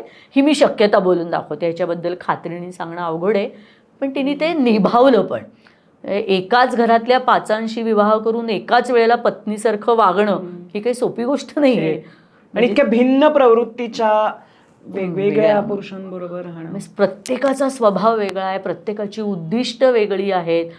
एक नवरा सांभाळता सांभाळता नाकी येतो, हिने 5 सांभाळ, कर्तबगार नवरे सांभाळ, आणि तीच जास्त कर्तबगार आहे, म्हणून तर ती कर्तबगार ठरली. निश्चित. नाही, मला आता बोलताना फार एक अशी सतत एक गोष्ट जाणवतीये, ती क्राऊन नावाच्या सिरीज विषयी, ज्याच्यात क्वीन एलिझाबेथ संपूर्ण तिच्या कारकिर्दीमध्ये तिने कायम आधी राणी म्हणून विचार केला आणि स्वतःच्या पलीकडे तो क्राऊन ठेवला. तर खरोखरच या स्त्रियांनी तेच केलेलं दिसतंय की त्यांना अनेक गोष्टी पटत नसतील, स्वतःच्या संदर्भात आवडत नसतील, आपण अन्याय करतो आहे हेही जाणवतच असेल, पण तरी त्या तुमच्या क्षात्रधर्माला जे आवश्यक आहे ते त्यावेळी करणं, तिथे करणं, ह्याला खरंच स्त्रीला वेगळी ताकद लागते. मला थोडंसं धर्म या शब्दाबद्दल पण इथे बोलायला आवडेल खरं म्हणजे, कारण ते कधी कधी ना चुकीच्या अर्थाने घेतला जातो. कारण काय आहे, व्यासांनी रचना केली त्या महाभारताला जसं इतिहास आणि पुराण म्हटलं जातं, तसं ते धर्मशास्त्र आहे असंही म्हटलं जातं. आता धर्म ह्या शब्दाकडे कसं पाहायचं किंवा त्यांनी कसं पाहिलंय हे थोडंसं आपण बघूयात. धर्म म्हणजे रिलिजन नाही, धर्म म्हणजे कर्मकांड नाही, या देवाला ही फुलं पाहिजे, या दिवशी हा उपास करायचा, ह्या अर्थाने तो धर्म नाहीये. तर धर्म म्हणजे कर्तव्य, धर्म म्हणजे नीतिमत्ता. आणि कशी नीतिमत्ता, तर मला असं एका शब्दात सांगायचं ना तर इट्स अ ग्रेटर गुड. म्हणजे काय, कधी कधी वैयक्तिक इच्छा आकांक्षा, कधी कधी आत्ताची परिस्थिती याच्यावर निर्णय घेतला. आपण बहुतेक वेळा सर्वसामान्य माणसं तसंच करतो नाही का. म्हणजे असं आता थोडीशी फिल्मी सिच्युएशन बघू आपण उदाहरणासाठी, म्हणून मी म्हणते की कोणतरी आपण रस्त्यात एकटेच उभे आहोत आणि कोणतरी अशा अत्यंत भयानी जीवाच्या भयानी धावत आला आणि म्हणला की माझ्या मागे लागलेत, मला मारणार आहेत, मला लपवा. आणि आपण त्याला लपवलं आणि जे मारणार आहेत ते आले मागणं, आणि त्यांनी जर का असं म्हटलं की ह्या कारणासाठी आम्ही त्याला शोधतोय आणि मला जर का तू सांगितलंस ना ती कुठे गेलाय तर तुला अमुक अमुक देईन, आणि ती काहीतरी मोठी वस्तू आहे जी आपल्याला हवी, आपल्या व्यावहारिक आयुष्यात काहीतरी अडचणी आहेत, समज काय आजारी आहे घरात कोणतरी आणि दवाखान्यासाठी खर्च आहे, असं फिल्मी सिच्युएशन. पण आपण अनेकदा अशा कोड्यांमध्ये अडकलेले असतो व्यवहारामध्ये, हे करू का ते करू, याचा निर्णय घेता येत नाही. आणि मग जे लगेच योग्य आहे असं वाटतं तिथे माणूस निर्णय घेऊन टाकतो. मग तेव्हा काय आपल्याला जास्त महत्वाचं वाटतं की नाही आत्ता मला पैसे हवेत कारण माझी आई दवाखान्यात आहे, तिचा खर्च मी नाही केला तर मग काय होईल, आणि मग ते पैसे घेऊन त्या माणसाचा प्राण जातो. अशा काहीतरी घटना जेव्हा घडतात तेव्हा धर्म कशाला म्हणायचं. सगळ्यांच्याच आयुष्यात काहीतरी पुढे मागे होणार आहे. बरोबर. महाभारत मी मगाशी म्हटलं तसं जिवंत व्यक्तिमत्वांचं रसरशीत काव्य आहे. त्याच्यामध्ये कायम सुख दुःख अपमान सूड एक धगधगतेपण आहे त्याच्यामध्ये. आणि व्यासांची करामत ही आहे की त्यांनी धर्माकडे असं पाहिलं की केवळ आदर्श म्हणून नाही दाखवायचेत मला, हे असे प्रसंग जेव्हा आयुष्यात जिवंत माणसांच्या येतात तेव्हा ते निर्णय कसे घेतात. तर मला ग्रेटर गुड समजलं पाहिजे की आजचं आणि माझ्यापुरतं बघितलं तर ते तेवढ्याच पुरतं राहील, त्यातनं जास्त भलं होणार नाही. मग ते माझ्या पतीचं असेल, माझ्या कुळाचं असेल, माझ्या राज्याचं असेल, समाजाचं असेल, जगाचं असेल. त्यामुळे आपल्याला ग्रेटर गुड समजलं पाहिजे, तात्पुरतं बाजूला ठेवता आलं पाहिजे, वैयक्तिक बाजूला. आणि त्या क्षणाला जेव्हा असं काहीतरी घडतं तेव्हा माणूस इतका हडबडून जातो आणि काय करावं लक्षात येत नाही. आणि म्हणून महाभारतातली पात्र किंवा स्त्रिया ह्या धृतियुक्त आहेत आणि मतियुक्त आहेत. धृती म्हणजे धारणा आणि मती म्हणजे बुद्धी. आपली बुद्धी अशाच वेळेला धाडकन कोसळते आणि आपण घाबरून जातो आणि नाही माझ्या लक्षातच आलं नाही, मला समजलंच नाही काय करावं. ही सर्वसामान्य माणसाची अवस्था होते, तशी या पात्रांची होत नाही. आणि म्हणून काही वेळेला अधर्म झालेला दिसला, काही वेळेला चुकीचं घडलंय असं वाटलं, काही वेळेला त्या व्यक्तीबद्दल चुकीचं वागलं गेलंय असं वाटलं, तरी it is for a greater good. हा, म्हणजे परत मी थोडी कुंतीकडे जाते की कुंती आणि कर्णाच्या संदर्भात कायम असंच बघितलं गेलं किंवा असंच मलाही वाटलं आणि अनेकांनाही वाटलं की कर्णाच्या संदर्भात तिने खूपच अन्याय केला. खरंय. आणि शेवटपर्यंत तिने त्याला मान्यच केलं नाही की हा माझा मुलगा आहे. म्हणजे तिने जर आधीच सांगितलं असतं की कर्ण हा माझा लग्न आधीचा मुलगा आहे तर तो पांडवांचा ज्येष्ठ भाऊ झाला असता आणि सगळं बरं तो पराक्रमी होताच, त्यामुळे पांडवांच्या बाजूला एक पराक्रमी पुत्र आला असता तर कदाचित महाभारतच बदललं असतं. का केलं नसेल तिने असं माहिती नाही. ह्याचा कुठलाच उल्लेख म्हणजे रचनाकारांनी, व्यासांनी म्हणा किंवा कुठल्याही यांनी केलेला नाहीये. पण कुंतीचं जे काही वय होतं आणि ज्या प्रकारची परिस्थिती होती तिला कदाचित ते लाजिरवाणं वाटलं असावं. हे असं सांगणं की मी असा अल्लडपणा दाखवला, मी अशी काही, म्हणजे असं झालं असतं की त्यांनी हिच्यावर बळजबरी केली तर गोष्ट वेगळी आहे, पण मी आपणहून जाऊन त्याला बोलवलं आणि ते केलं हे तिला बहुतेक सांगावं सगळ्यांना आणि अशा राजघराण्यात गेल्यावर सांगावं असं वाटलं नसावं. अशी एक शक्यता सांगता येईल. ह्याच्यात खरं काय होतं सांगणं परत तेच मगाशी म्हणलीस तसं की खरी माणसं आहेत ही आणि त्यांच्या सगळ्या व्यामिश्रते सकट ती खरी माणसं आहेत. त्यामुळे आपण एकमेकांकडे बघतो तसंही आपण त्यांच्याकडे बघू शकतो आणि आपल्यापेक्षा खूप मोठी आणि वेगळी ही माणसं आहेत. आणि विशेषतः या स्त्रिया अगदी वेगळ्या होत्या, मोठ्या होत्या, मोठा विचार करणाऱ्या होत्या. हे तू सांगितलेल्या अनेक उदाहरणांवरून मला आणखी जास्त समजतंय. आपण गांधारीविषयी बोलूया, कारण मला नेहमी तिची डोळ्यावर पट्टी असणं हे थोडंसं मेटाफॉरिकल आहे असं कायम वाटायचं. कारण अशी पट्टी कोणीतरी डोळ्यावर बांधतंय आणि बांधली तर दिसतच नाही, हे मला असं वाटायचं की तिने ठरवलं आहे की माझा आंधळ्या राजाशी लग्न लावलं आहे तर आता मी बघून न बघितल्यासारखं करणार आहे सगळं. अगदी. आणि म्हणून तिला चुकीच्या गोष्टी दिसत असूनही नाही असं नाहीये. गांधारीची कथा थोडीशी अगं अशी आहे की पुन्हा एकदा धृतराष्ट्र आंधळा आहे, जरी कुरुच्या वंशातला असला तरी ह्याला कोण मुलगी देणार आहे, म्हणून लांब जा गंधार देशापर्यंत. किती लांब नेलंय बघ त्याला, अफगाणिस्तानापर्यंत. तेव्हा भारताचा भूभाग तिथपर्यंत समजला जात होता. तर तिकडं पाठवलं भीष्माला आणि त्यांनी काय सांगितलं जाऊन की कुरु वंशातनं तुला मागणी आली आहे आणि म्हणून आता इतक्या लांब कोण कोण येणार इथे, म्हणून गांधारीला आणि मग गांधारीच्या बरोबर माहेरचं कोणीतरी पाहिजे म्हणून तिचा भाऊ शकुनी असे 2 जण इथे आले. आणि इथे आल्यानंतर लग्नाच्या वेळेला तिला कळलं की मी ज्याच्याशी लग्न करायचंय तो पूर्ण आंधळा आहे, जन्मांध आहे, त्याला अजिबात दिसत नाही, भले तो राजा असेल. त्या मुलीचं काय झालं असेल? तिला धक्का बसला असणार आणि तिला समजेन असं झालं असणार की आता काय करावं. दोन गोष्टी म्हणजे आपल्याला अनेक चॉईसेस असतात ना आयुष्यात की पुढे कसं करायचं. तिच्याकडे एक चॉईस हा होता की माझ्या नजरेतनं तो राजा जग बघेल, असंही ती कदाचित निर्णय घेऊ शकली असती. पण आपण फसवले गेलो याचा तिला बहुतेक अतोनात संताप आला. इतकी चीड आली तिला की ती म्हणली तुला बघता येत नाही ना, माझ्याही डोळ्यांनी तुला बघू देणार नाही.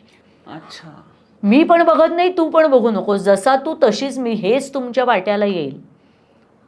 असं कदाचित तिला वाटलं असावं आणि त्यामुळे तिने तो निर्णय घेतला. आता तिने फिजिकली खरंच पट्टी बांधली होती का हे आपल्याला माहिती नाही, पण तिचं वर्णन मात्र सगळीकडे तसंच येतं.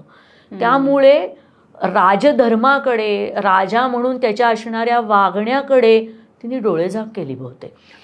कारण धृतराष्ट्र अनेकदा आंधळ्या प्रेमापोटी दुर्योधनाला पाठीशी घालतो.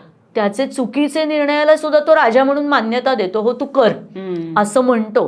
पण अनेक वेळा गांधारी मात्र त्याला सांगते असं वागू नको म्हणून. त्यामुळे तिच्याकडे मुळातला डोळसपणा आहे तो शिल्लक आहे, पण ती एका टप्प्यापेक्षा पुढे नाही जात. म्हणजे तिचं व्यक्तिमत्व इतकं धारदार नाहीये की धृतराष्ट्र राजा असताना सुद्धा त्याच्यामध्ये काही गोष्टींचा हस्तक्षेप करावा किंवा काही गोष्टी सांगाव्यात. पण महाभारतामध्ये गंमत म्हणजे अनेक ठिकाणी स्त्रियांना प्रश्न विचारले जातात, सल्ले विचारले जातात. अच्छा, मी आता काय करू या संदर्भात. आणि उपदेश देतात त्या द्रौपदीने अनेक ठिकाणी दिलेला आहे. द्रौपदीने पाची पांडवांना आता तुम्ही हे करा, हे असं करणं योग्य आहे हे सांगितलेलं आहे. कुंतीने अनेक वेळेला सांगितलेलं आहे. कुंतीने मुलांना कसं वागायचं हे शिकवलेलं आहे. त्यामुळे तिथल्या स्त्रियांना धर्मशास्त्र, राजनीती हे सगळं खूप चांगलं माहिती आहे. एवढंच नाही, ते त्या बोलवून दाखवू शकतात आणि ते ऐकलं जातं. म्हणजे स्त्रियांकडे बघण्याचा दृष्टिकोन कसा वेगवेगळ्या अंगाने वेगवेगळा आहे बघ. म्हणजे एकीकडे ती उपभोग्य वस्तू असल्यासारखंही तिचा वापर केला गेला आणि दुसरीकडे ह्याच राजस्त्रिया त्या राजघराण्यातल्या अनेक पुरुषांना अनेकदा काहीतरी समजावून पण सांगतात, काहीतरी असं करा, असं नाही, असं पण सांगतात. आता जेव्हा युद्ध होण्याची वेळ आली आणि युद्धाला जाताना आईवडिलांचा आशीर्वाद घ्यायला मुलं आली, तेव्हा गांधारीने काय आशीर्वाद दिलाय माहितीये? तुझं सगळं चांगलं होऊ दे, तुझ्या मनातली इच्छा पूर्ण होऊ दे असं नाही म्हणलीये ती म्हणले यतो धर्मस्ततो जय. हे वाक्य सगळ्यांना माहिती असतं बघा. जिथे धर्म असेल तिकडे जय जाईल. हे वाक्य म्हणण्याचं धारिष्ट्य गांधारीकडे आहे. म्हणजे मुला केवळ तू युद्ध केलंस म्हणून तुझं भलं होईल असं नाही, तू धर्माने वागलास तरच तुझं भलं होण्याची शक्यता आहे ही ती सुचवू बघते. किंवा त्याचा अर्थ दुसरा असाही लावला जातो की धर्म या शब्दाचा एक अर्थ धर्मराज करता येतो. अच्छा, कारण तो कायम धर्माने वागलाय, तो कायम असंच ग्रेटर गुड बघून वागलाय आणि त्यामुळे धर्म जिथे आहे तिथे जे होईल असंही ती म्हणते. असं त्याचा अर्थ लावता येतो. पण म्हणजे तिने आंधळं प्रेम नाही केलं. आणि एक गांधारीविषयीची गोष्ट मला खास करून आपण स्त्रियांबद्दल बोलतोय म्हणून सांगावीशी वाटते की गांधारीला ते 100 मुलगे झाले. त्याची पण एक पुन्हा अद्भुत विचित्र कथा आहे की गांधारीला व्यासांनीच म्हणे असा वर दिला होता की तुला 100 पुत्र होतील म्हणून. आणि इकडे कुंतीला, माद्रीला मुलं झाली. ही गर्भार राहिलेली आहे बरं का, पण गर्भार राहण्याचा काळ उलटून गेला. 2 वर्ष झाली तरी हिला प्रत्यक्ष जन्म नाही देता आलेला आणि पोटमाठ मोठं होत चाललंय. तर ती अतिशय चिडली की ह्या दोघींना मुलं झाली मला अजून नाही. म्हणून तिने पोटावर स्वतःच्याच खूप आघात केले आणि तो पोटातला गोळा बाहेर पडला आणि तो एक मोठा गोळा होता. आणि ती चिडली. ती म्हणली व्यासानं तुम्ही मला म्हणलात की तुला 100 पुत्र होतील, एक कसले पुत्र सोडून द्या, हे काय झालंय मला.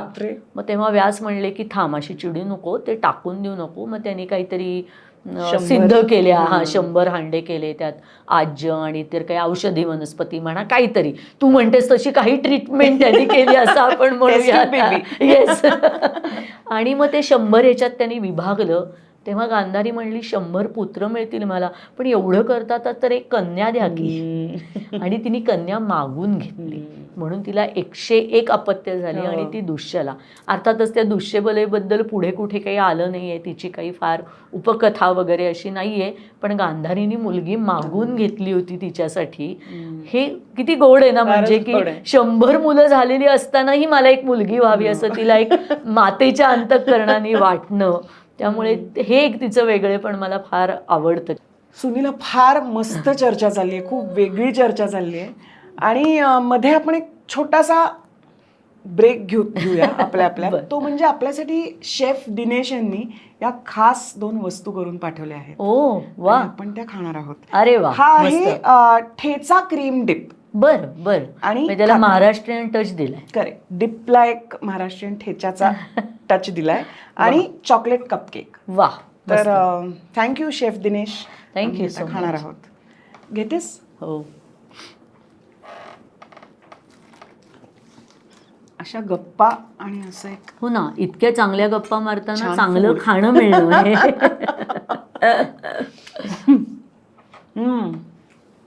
हे पण फार मस्त आहे.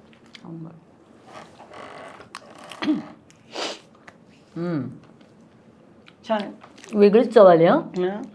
ठेचा डिप मी पहिल्यांदाच पाहिलं. म्हणजे त्यात मिरचीचा फ्लेवर आहे, थोडासा आंबट, थोडासा गोड. चालेल. आमच्या गप्पा झाल्यानंतर आम्ही दोघी छान बसून हे व्यवस्थित खाणार आहोत. आपण गांधारीविषयी बोललो, कुंतीविषयी बोललो, मगाशी बोलताना आपण द्रौपदीविषयी एक पुसटची चर्चा केली. पण द्रौपदीला द्यूतात वस्तूप्रमाणे अगदी लावली. आणि मगाशी तू बोलताना धर्मराज धर्माप्रमाणे जाणणारा असं म्हणालीस, तेव्हाच माझ्या मनात हा प्रश्न आला होता. पण मी थांबले की धर्माप्रमाणे जाणणारा होता धर्मराजाने सुद्धा हे कसं केलं आणि द्रौपदीकडे कसं पाहिलं वस्तू म्हणून. आणि जी गोष्ट आहे की कृष्णाने वस्त्र पुरवलं, तर ह्यामागे काय आहे आणि हे कसं घडलं पांडवांकडनं, हा एक प्रश्न कालातीत आहे. तर तुला काय वाटतं? फारच दुर्दैवी घटना आहे ही आणि कुठल्याच काळात खरं म्हणजे घडू नये अशी ही घटना आहे आणि राजदरबारात घडावी, इतक्या सगळ्या योद्ध्यांसमोर घडावी. त्याच्या मागे खरं तर कारण असं आहे की पांडवांना त्यांचं एक राज्य मिळालं होतं, ते आपापल्या ह्यानी वाढवत होते आणि इतका पैसा येत होता त्यांच्याकडे, संपत्ती येत होती. त्यांनी राजसूय यज्ञ केला आणि त्याच्यासाठी या कौरवांना बोलवलं. तेव्हा दुर्योधनाने ते सगळं बघितलं आणि त्याच्या डोळ्यावर आलं आणि तो परत येऊन शकुनीला म्हणला की ह्यांच्याकडे खूप आहे बुवा, त्यांचा पैसा आपल्याकडे कसा आणता येईल. तर 2 स्वतंत्र राज्य आहेत, खरं तर त्यांचा पैसा ह्यांच्याकडे येण्याचं काही कारणच नाही आहे. पण दुर्योधनाला राहवलं नाही, त्याला ते बघवलं नाही आहे. आंधळा पित्याच्या पोटी आलेला मुलगा, ते सगळीकडे आपण हे बघतोय बरं का, हा धागा की आईवडील कुणाच्या पोटी कोण जन्माला येतं आणि त्याची मानसिकता कशी, असं काहीतरी ते त्याच्यात सांगायचा बहुतेक प्रयत्न असला पाहिजे असं वाटतं. तर मग ते शकुनी म्हणला की अरे मला माहिती आहे की त्याचा वीक पॉईंट काय आहे, कारण पांडवांना युद्धात हरवता येणं तर अशक्य होतं. त्या मार्गाने गेलो तर तुला त्यांचं काहीच मिळणार नाही हे शकुनीलाही कळत होतं. मग तो म्हणला मला माहिती आहे की युधिष्ठिराचं मन असं एकाच बाबतीत कुंकुवत आहे की कोणी द्यूत खेळायला बोलवलं की तो नाही म्हणू शकत नाही. अच्छा. आणि माझा फाशांवर पूर्णच ताबा आहे, मी पाहिजे तसे फासे टाकू शकतो आणि मिळवू शकतो. त्यामुळे शकुनीने द्यूतासाठी सगळी तयारी केली. द्यूतातली एक्सपर्ट लोक बोलावली मुद्दामून तिथे आणि काय केलं की फासे जिंकता येतात ह्याची सगळी रचना केली. आणि इतका धर्मराज असणारा, इतका संयत असणारा, इतका रागावर ताबा मिळवलेला, या पुन्हा एकदा त्यातलं माणूस पण इथे दिसलंच की बाकी सगळं त्याला आयुष्यात जमलंय, पण त्याला द्यूत म्हटलं की विकनेस आहे त्याचा, त्याला त्याचं बुद्धीच चालेनशी होते असं म्हणणं. म्हणून त्याला द्यूताला बोलावलं आणि द्यूत म्हटल्यावर तो आला. आल्यावर सुरुवातीला त्याला माहिती आपल्याकडे प्रचंड आहे, असं जे लावतात पैसे त्यांना माहिती असेल की आने दो असं जे असतं तसं तो हे लावतो ते लावतो, बरं आता हे आणा ते आणा, संपत्तीतले वेगवेगळे प्रकार लावत लावत गेला आणि सगळ्याच्या शेवटी हे जिंकलो असं शकुनी म्हणायचा. आपण हरतोय म्हटल्यानंतर आपण थांबलं पाहिजे. हा ताबा त्याचा सुटला. आणि किती टोकाचा सुटला तर त्यांनी आधी स्वतः म्हणजे सगळी संपत्ती तर घालवली, राज्य घालवलं, भावांना पणाला लावलं, स्वतःला पणाला लावलं आणि आता काही राहिलं नाही, आता मी द्यूत खेळत नाही असं तो म्हणला. पण त्याच्या मनातली धुंदी बहुतेक गेली नसावी, कारण कौरवांकडनं म्हणले नाही कसं तुझी पत्नी आहे की अजून शिल्लक, असं त्यांनी सुचवलं आडणं त्याला. नाही तर त्यांनी खरं शस्त्र खाली ठेवली होती की आता काही राहिलं नाही माझ्याकडे, मी संपलो आता. आणि मग त्याला नाही म्हणता नाही आलं आणि तो तिथेही हारला. आणि तो हारला काय म्हणून तर ती दासी केली त्यांनी. हारला म्हणजे दासी म्हणून स्वीकारलं पांडवांनी तिला आणि दासी आहे म्हणून तिला ओढत आणा, दासीसारखं वागवा कौरवांनी. म्हणजे हारला म्हणजे काय झालं तर तिला दासी केलं कौरवांची. आणि मग आता ती आमची दासी आहे, ती काही आता एका राजाची पत्नी राहिलीच नाहीये, त्यामुळे तिला आणा इथे बोलवून. आणि तिला बोलवायला जो सेवक गेला, मी मगाशी म्हटलं तसं की त्यांचं अशाही परिस्थितीत बुद्धी स्थिर राहते, तशी द्रौपदीची बुद्धी कायम स्थिर राहते. द्रौपदीला कायम चांगलं वाईट योग्य अयोग्यातलं तरतम करता येतं, म्हणून ती नायिका आहे. आणि तिने तेव्हा प्रश्न विचारला की तुम्ही म्हणताय द्यूतात त्यांनी हारला, आधी तो स्वतः हारला का त्याने आधी मला पणाला लावलं? आणि आधी जर का तो स्वतः हारला असेल तर मग त्याचा माझ्यावर अधिकारच नाही, त्यांनी मला कसं काय पणाला लावलं? हा प्रश्न विचारण्याची स्थिर बुद्धीही तिच्याकडे आहे आणि सर्व मोठ्यांच्या देखत विचारण्याचं धाडस पण तिच्याकडे आहे. त्यामुळे तिने ते विचारलं. एवढंच नाही, मग तिला उत्तर तो सेवक घेऊन आला, त्याच्याप्रमाणे तिला नंतर ती येत नाही म्हटल्यानंतर दुःशासनाला पाठवून तिला फरफटत आणवली. ती तिथेही बोलली, तुम्ही कसं चुकताय हेही तिने सांगितलं. हे सांगायला तिने कमी केलं नाही, ते धाडस तिच्याकडे होतं, ती माहिती तिच्याकडे होती. ती म्हणते असं अनेक वेळा की माझे वडील आणि माझे भाऊ जेव्हा धर्मशास्त्र आणि राजशास्त्र शिकायचे तेव्हा मी ते ऐकलेलं आहे, ते मला माहिती आहे, त्याचा तिचा एक प्रकारे अभ्यास आहे. त्यामुळे ती मागे पुढे पाहत नाही, कचरत नाही, ती अत्यंत धाडसानी आणि अत्यंत खंबीरपणे बोलते. तर त्याही प्रसंगी ती सगळ्यांना बोललेली आहे, तिने ते सोडलेलं नाही. आणि ती तसं बोलली म्हणूनच धृतराष्ट्राचं सत्सद विवेकबुद्धी बहुतेक जागृत झाली. इतका वेळ गप्प बसलेला धृतराष्ट्र म्हणला जे घडलं ते आता मला उलटं करता येणार नाहीये, पण मी तुला 3 वर देतो, तुला पाहिजे ते माग. आता पाहिजे ते माग ह्याचाच अर्थ ती सगळं उलटवू शकत होती एकाच वरामध्ये की हे सगळं नाहीसं झालंच नाही समजा आणि आम्हाला आमचं परत देऊन टाका. पण ती द्रौपदी आहे, शी नोज द ग्रेटर गुड, याला धर्म म्हणतात. तिने पहिला वर काय मागितला तर धर्मराजाची दास्यातनं मुक्तता करा.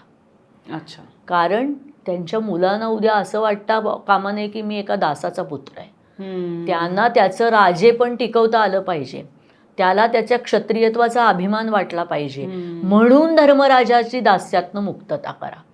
तिने राज्य नाही मागितलं परत. आणि तिसरा वर पण नको म्हणली.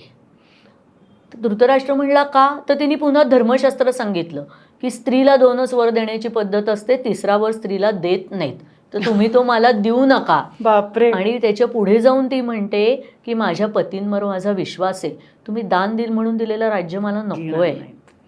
माझ्या पतींनी जर का हे राज्य स्वबळावर मिळवून आणलं तर ते खरं राज्य आहे. ही तिची त्यामागची धारणा आहे. ती अग्नीतनं जन्माला आलेली आहे, अगदी कुंडातनं जन्माला आलेली आहे, ती सळसळती आहे, धगधगती आहे आणि तिच्या मनातली ती धग सगळीकडे दिसते आपल्याला. त्यामुळे तिच्या मनामध्ये काहीही अपमान झाला, चुकीचं झालं की सुडाची भावना येते. आता सुडाची भावना स्त्रीच्या मनात महाभारतात 2 ठिकाणी 2 स्त्रियांच्या बाबतीत आली, एक आंबेच्या बाबतीत पण आली. आपण तिची गोष्ट मगाशी बघितली. आंबाची चडफड झाली की शाल्व मला देत नाही, भीष्म मला मिळणार नाहीये. ती रागाच्या भरात मला तेव्हा ती म्हणली की मला ह्या जन्मात स्त्री म्हणून ह्याचा बदला घेता येणार नाही, पण मला ह्याचा भीष्माविरुद्ध सूड घ्यायचा आहे. आणि म्हणून तिने पुढचा जन्म पुरुषाचा मागितला आणि शिखंडी म्हणून ती जन्माला आली. तिथे ती तिचं जेंडर नक्की नाहीये, ती कधीतरी स्त्री आहे कधीतरी पुरुष आहे, असं काहीतरी तिचं विचित्र झालं. आणि पुढच्या जन्मामध्ये म्हणजे ते युद्ध जेव्हा झालं तेव्हा तिने तो त्याचा वेध घेतला आणि प्रतिज्ञा पूर्ण केली. तो एक सूड आहे. पण तिने तो वैयक्तिक पाहिला, भीष्माच्या विरुद्ध पाहिला. त्याचा तसा काहीच उपयोग झाला नाही. भीष्माचं मरण येणार होतं ते तसंच आलं एक प्रकारे, असं आपण म्हणूया. निमित्त ठरली, पण ते काही कुठली गोष्ट तिला टाळता आली नाही. पण द्रौपदीकडे तो एक दृष्टिकोन आहे, तिच्याकडे एक बघण्याचं, तरतम कळण्याचं एक तिच्याकडे साधन आहे.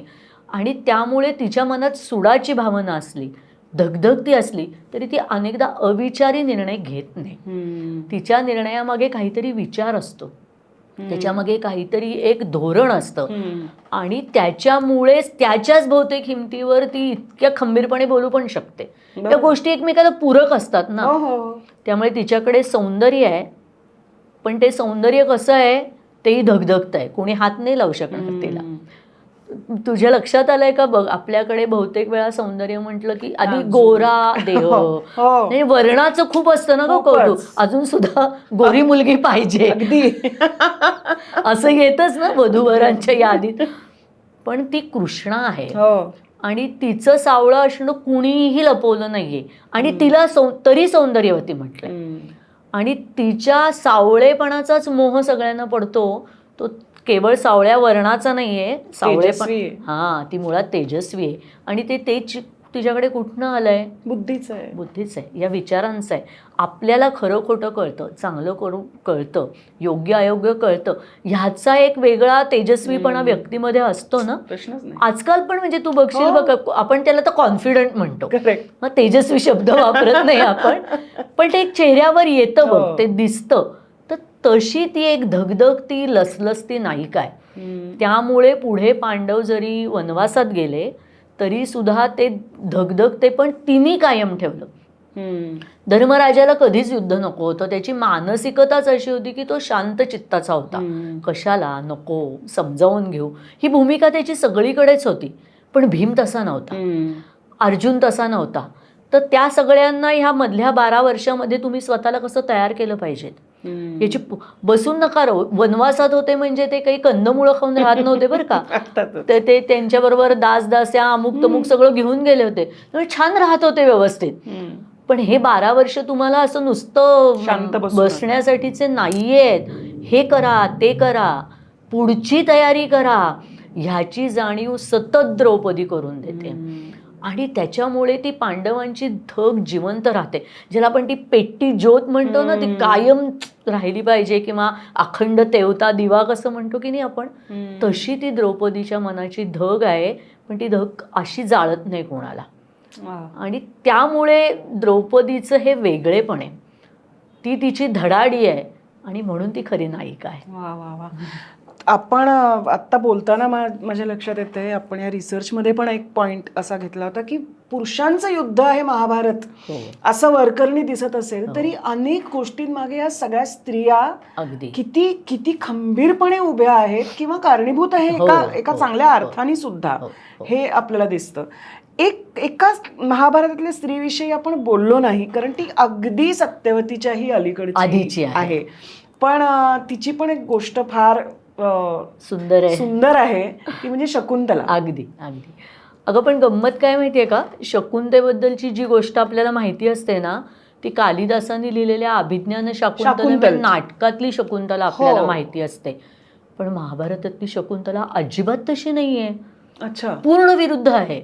म्हणजे कालिदासाची शकुंतला कशी लाजरी, अल्लड, निरागस, खानीमान घालून बसलेली, कशी बोलणार मी, तिला तर दुर्वास येऊन गेले पण कळत नाही, मग तिची दासीच उशाप मागते, असं सगळं चालतं बरं का तिच्याबद्दल. आणि तिथे ते दुष्यंताला तो सगळं कालिदासाने कसं चांगलं दाखवण्याचा एक प्रयत्न केलाय आणि तो सगळा भागच वेगळा आहे.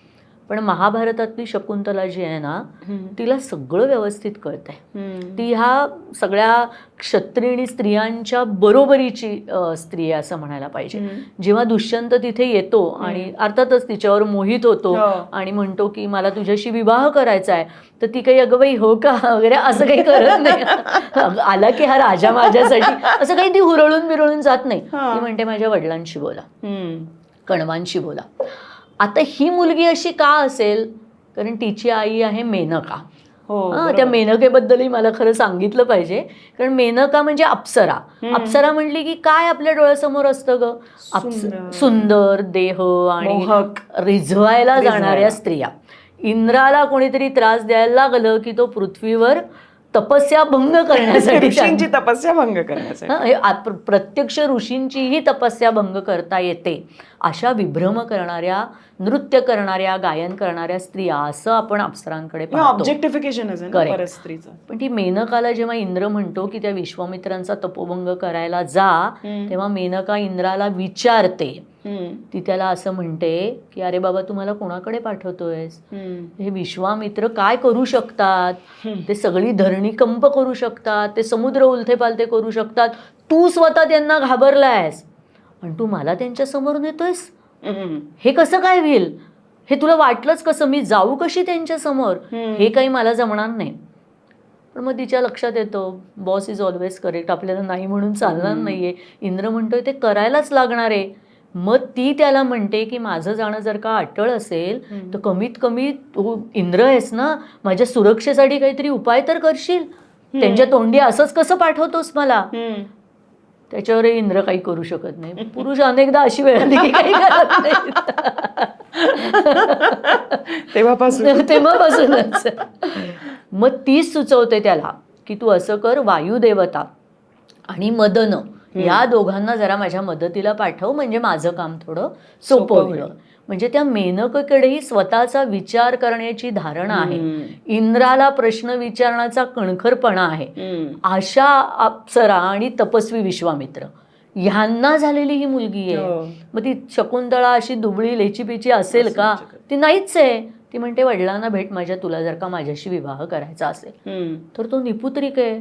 पुन्हा एकदा पुत्राचा संबंध आला. राजाला पुढे वारस चालवणारा कोणतरी हवा आहे. त्याला घाई झाली आता मुलगा होण्याची, आणि अर्थातच या सौंदर्यवतीची भूल पडलेलीच आहे. तो म्हणतो नाही नाही, मला तुझ्याशी गांधर्व विवाह करायचा आहे. मग ती ही अट घालते की तू जर का माझ्याशी विवाह केलास तर माझ्या होणाऱ्या मुलालाच तू पुढे जाऊन राज्यावर बसवलं पाहिजेस, तरच मी या विवाहाला संमती देईन. आणि दुष्यंत म्हणतो हो म्हणजे काय, तसंच करणार मी. आणि मी आता गेलो की तुला आणायला पाठवतो लगेच सन्मानाने वगैरे. मग ती तिथेच राहते. तिला मुलगा होतो. तो 3 वर्षाचा झाला तरी दुष्यंताकडनं कोणीही येत नाही. शेवटी कण्वमुनी म्हणतात काही नाही, तूच घेऊन जा त्याला आता तिकडे. ती घेऊन जाते आपल्या मुलाला आणि दुष्यंत साफ नाकारतो. तो म्हणतो नाही, असं काही झालेलंच नाहीये. ती मग गांधर्व विवाहात काय काय घडलं, तू पुरुवंशातला राजा आहेस आणि दिलेला शब्द पाळशील यावर मी विश्वास ठेवला होता, असं ती तिला कुळाचा उल्लेख करते त्याच्या, की राजा म्हणून तू असा वागतोयस. तर तरीही तो नाहीच म्हणतो. एवढंच नाही, पुढे जाऊन तो असं सुचवतो की अगं एका अप्सरेची मुलगी आहेस तू, तुला काय शरीर म्हणजे, असं की अप्सरा हेच तर करतात ना, असं सुचवतो. आता एखादी मुलगी किती बावचळली असती अशा वेळेला, किंवा लाजीरवाणं वाटलं असतं, मान खाली घालून निघून गेली असती. पण शकुंतला तशी नाहीये, ती व्यासांची शकुंतला आहे. त्यामुळे ती म्हणते की तू माझ्यावर वाभाडे दाखवण्यापेक्षा तू राजा म्हणून कुठला धर्म पूर्ण करतोयस ते आधी बघ. नास्ती धर्मात किंचित प्रिय, हा धर्मापेक्षा दुसरं काहीही प्रिय नसतं. त्यामुळे तू जर का अधर्माने वागत असशील तर तुझ्या राजेपणाला हा कमीपणा आहे. तू सामान्य झालास आहे असं वागून, तुझं राजेपण राहिलंय कुठे आता? चॅलेंजच आहे. पण त्याला कशाची भीती आहे काय माहित नाही, तो तरीही नाकारतो. ती काही त्याच्या पायाशी लोळण घेत नाही, काही त्याला म्हणत नाही. ती अत्यंत तडफदारपणे म्हणते की पिता म्हणून आणि एक राजा म्हणून तुला तुझी जबाबदारी घेता येत नसेल तर आई म्हणून लागेल ती जबाबदारी घ्यायला मी तयार आहे. मी या मुलाला इथनं घेऊन जाते आणि हा मुलगा असा होईल, असा पराक्रमी होईल की तुझंच राज्य काय सगळी पृथ्वी जिंकेल. आणि ती मुलाला घेऊन निघून जाते. अच्छा, हा, म्हणजे आता मी मुलाला कसं सांभाळू? सिंगल मदर आहे ती, आणि तिने स्वतःहून ठरवून सिंगल मदर राहिली आहे ती. ती असं काही म्हणत नाही की घे रे बाबा तुझ्या पदराखाली, कसा का विना पण या मुलाला तरी इथे सांभाळ, असं ती म्हणत नाही. त्याला क्षत्रिय धर्मच कळला पाहिजे, त्याला युद्ध करता आलंच पाहिजे, तो पराक्रमी झालाच पाहिजे आणि ती जबाबदारी तू घेत नशील तर ती मी घेते. पण मग स्वीकारलंच नाही शेवटपर्यंत तिला, आणि तिने एकटीने वाढवलं त्याला. त्यामुळे म्हणजे आपल्याला दिसणारी शकुंतला महाभारतातली आहे ना, ती खूप वेगळी आहे. हो, म्हणजे या सगळ्या स्त्रिया अत्यंत तेजस्वी आहेत, अत्यंत कणखर आहेत आणि निर्णय घ्यायला अजिबात कचरत नाहीत. त्यामुळे असं वाटतं की 2000-2500 वर्षापूर्वी सांगितलेलं हे कथानक आता कशाला वाचायचं. काळ इतका बदलला, आता किती तंत्रज्ञान आलंय, आम्ही किती बदललोय. आम्ही काय अशा त्यांच्यासारख्या जंगलात राहणार आहोत का? आम्ही आता राणी होणार आहोत कोणाच्या? आता काही राजे राहिले नाहीत, सगळंच बदललंय. काय त्या स्त्रियांबद्दल आणि त्या कथांबद्दल ऐकायचंय असं वाटू शकतं ना. पण ते रेलेव्हंट आहे आजही, आणि तेच परिस्थिती सगळ्या बाबतीत बदलली असं आजही म्हणता नाही येणार. त्यांना ज्याला ज्याला तोंड द्यायला लागलं त्यातल्या अनेक गोष्टींना आजही मुलींना तोंड द्यायला लागतंय. पण तरी सुद्धा ती परिस्थिती असूनही त्या कशा कचरल्या नाहीत. नल दमयंतीतल्या कथेतली दमयंती तर अशी आहे की एका पारध्यानी तिच्या अर्धनगर अवस्थेत तिला पाहिलं आणि असाच तो तिच्यावर भाळला आणि तिच्याबरोबर अपवर्तन करण्याचा त्यांनी प्रयत्न केला, तर तिने त्याला शाप दिला आणि मारून टाकला. माझ्या अंगाला तू कसा काय हात लावतोस? हे धाडस त्या स्त्रियांमध्ये आहे. माझ्या निरीला तू हात कसा घालू शकतोस? तुझं हे कर्मच नाही आणि सत्य आहे तेच वाग, तेच तुलाही तारणार आहे, हे सांगण्याची शक्ती त्यांच्यामध्ये आहे. म्हणून त्या स्त्रियांबद्दल अजूनही वाचलं गेलं पाहिजे, बोललं गेलं पाहिजे, समजलं गेलं पाहिजे. खरंच आहे. म्हणजे मला हे जाणवतंय की स्त्रियांकडे बघण्याची दृष्टी त्या काळात जी होती तशीच थोड्याफार प्रमाणात आजही आहे, दुर्दैवानी. ते दुर्दैवानी. पण प्रश्न विचारले गेले त्याही काळात, निषेध केला गेला अगदी, आणि स्वतः आपला कणा ताठ ठेवून आपलं अस्तित्व, आपलं कर्तव्य, अगदी, मग ते राजमाता म्हणून असेल, पत्नी म्हणून असेल, मुलगी म्हणून असेल, हे या स्त्रियांनी खूप वेगळ्या पद्धतीने त्यांचं अस्तित्व अत्यंत कणखरपणे जाणवून दिलं. अगदी. आणि पुरुषाला प्रश्न विचारले, पुरुषाला शाप दिले. हो हो. तर त्या अर्थाने खूप इन्स्पायरिंग आणि खरंच वेगळ्या आहेत त्या बायका. आणि मला नेहमी असं वाटतं की आपण या महाकाव्यांकडे अनेकदा धर्मग्रंथ म्हणून बघितलं जातं आणि आपण एकांगी पद्धतीने या सगळ्या या गोष्टींचा विचार करतो. पण त्याच्यामध्ये आजही आपल्याला बघण्यासारखं, शिकण्यासारखं, जाणून घेण्यासारखं इतकं काही आहे की जे अगदी आजच्या जगण्यात पण आपल्याला प्रेरणा देऊ शकतं. आणि त्यामुळेच अजून मला वाटतं रामायण महाभारतावर नवनवीन कथानकं लिहिली जातात, वेगवेगळ्या शक्यता तपासल्या जातात, वेगवेगळे कंगोरे एखाद्या पात्राचे बघितले जातात. अगदीच. कारण त्याचा तो, मी अगदी पहिल्यापासून आपण म्हणतो तसं ती जिवंत माणसं आहेत. जे आपण जसे जिवंत आहोत, आपल्या भावना जितक्या खऱ्या आहेत तशाच त्यांच्या पण आहेत. आणि आपल्याला आयुष्यात अडचणी येतात, संकट येतात, निर्णय घ्यायला लागतात, पुढे जायला लागतं, या सगळ्यातनं त्या गेल्या. आणि त्यातनं गेलेल्या स्त्रियांनी काय केलं, त्या कशा उभ्या राहायला, हे बघण्यासाठी आपण आज तिथे परत जाण्याची गरज आहे. अगदी अगदी. सुनीला, अनेकदा आता मला असं म्हटलं जातं की स्त्री लेखिका किंवा स्त्री जेव्हा एखादी गोष्ट लिहिते तेव्हा त्या गोष्टीकडे बघण्याची एक वेगळी दृष्टी तिची असते. मला आत्ता असं बोलताना असं वाटलं की महाभारत शेवटी लिहिलं किंवा रचलं किंवा संकलित केलं ते पुरुषांनी. आणि कदाचित त्या काळामध्ये मौखिक परंपरेत पण कथा सांगितली गेली असेल पुरुषांकडूनच. त्यामुळे या सगळ्याला एक पुरुषाचा दृष्टिकोन आहे. अगदी. आणि म्हणजे आणि तो अपरिहार्यही आहे असंही म्हणायला हरकत नाही. पण आज आपण इतक्या स्त्रियांची चर्चा केली, तर समजा स्त्रियांच्या दृष्टिकोनातून महाभारत नव्याने लिहायचं म्हटलं किंवा लिहिलं गेलं तर ते काय होईल, कसं होईल, कसं वेगळं होईल असं वाटतं तुला? खरंच ते नक्की वेगळं होईल. कारण तू म्हणतेस तसं मुळात या कथेचा नायक कोण आहे? आपण कायम बघा कुठल्याही कथानकाबद्दल बोलत असताना आधी नायक म्हणतो आणि मग त्याची पत्नी ती नायिका होते, नाही का? म्हणजे सर्वसाधारणपणे आता आजच्या काळामध्ये तू म्हणतेस तसं मुद्दामून स्त्रीलेखिका लिहितात, वेगळा हा भाग वेगळा, पण अन्यथा जोडगोळी कशी आहे, नायक नायिका. म्हणजे कथानक हे नायकाबद्दलच असतं. आणि त्यामुळे पुरुषांच्या राज्याबद्दल किंवा त्यांच्या जगाबद्दल पुरुष लिहितात. बरोबर. अशाच पद्धतीने वर्षानुवर्ष लिखाण झालंय. हो. म्हणजे ते काय म्हणतात व्यासांपासून सुरू झालेला अनंत काळ तसंच चालू आहे. आणि त्यामुळे थोडंसं एक कदाचित काय झालं असेल माहिती आहे का, की स्त्रियांच्या बाबतीतले बारकावे त्यात आले नाहीत. आपण अनेकदा असं म्हणतो बघ, हे असं का झालं, ते असं का नाही म्हणली, ते असं का नाही वागली, हे प्रश्न आपल्याला आजच्या दृष्टिकोनातनं बघताना पडतात, पण त्याची उत्तर आपल्याला मिळत नाही. कारण तसं स्त्रियांना महत्व दिलंच गेलं नाही. स्त्रिया या त्यातल्या एक पात्र म्हणून, नायिका म्हणून, राजमाता म्हणून, माता म्हणून अशा स्वरूपातच आल्या. आणि जय नावाचा इतिहास कुणाचा होता, जिंकलं कोण, पांडव जिंकले. त्यामुळे ही कथाच मुळी जय नावाच्या इतिहासाची आहे. तर जर का हे स्त्रियांच्या अंगाने लिहिलं गेलं असतं किंवा स्त्रीनी लिहिलं असतं तर नक्कीच याच्यामध्ये फरक पडला असता. कदाचित महाभारताच्या कथेला वेगळी कलाटणी मिळाली असती. स्त्रीचं एक उपजत शहाणपण असतं, त्यांनी निर्णयही कदाचित बदलले असते, माहिती नाही आपल्याला. म्हणजे त्यातली छोटासा तपशील तू म्हणतेस त्याच्यावरनं मला आठवला की इतकी वर्ष तू सांगेपर्यंत गांधारीनी त्याग म्हणून पट्टी बांधली असंच समजलं जात होतं, किंवा सगळ्यांना असंच वाटतं की माझा नवरा बघू शकत नाही तर मी नाही बघणार. पण प्रत्यक्षात तिला काय संताप होता.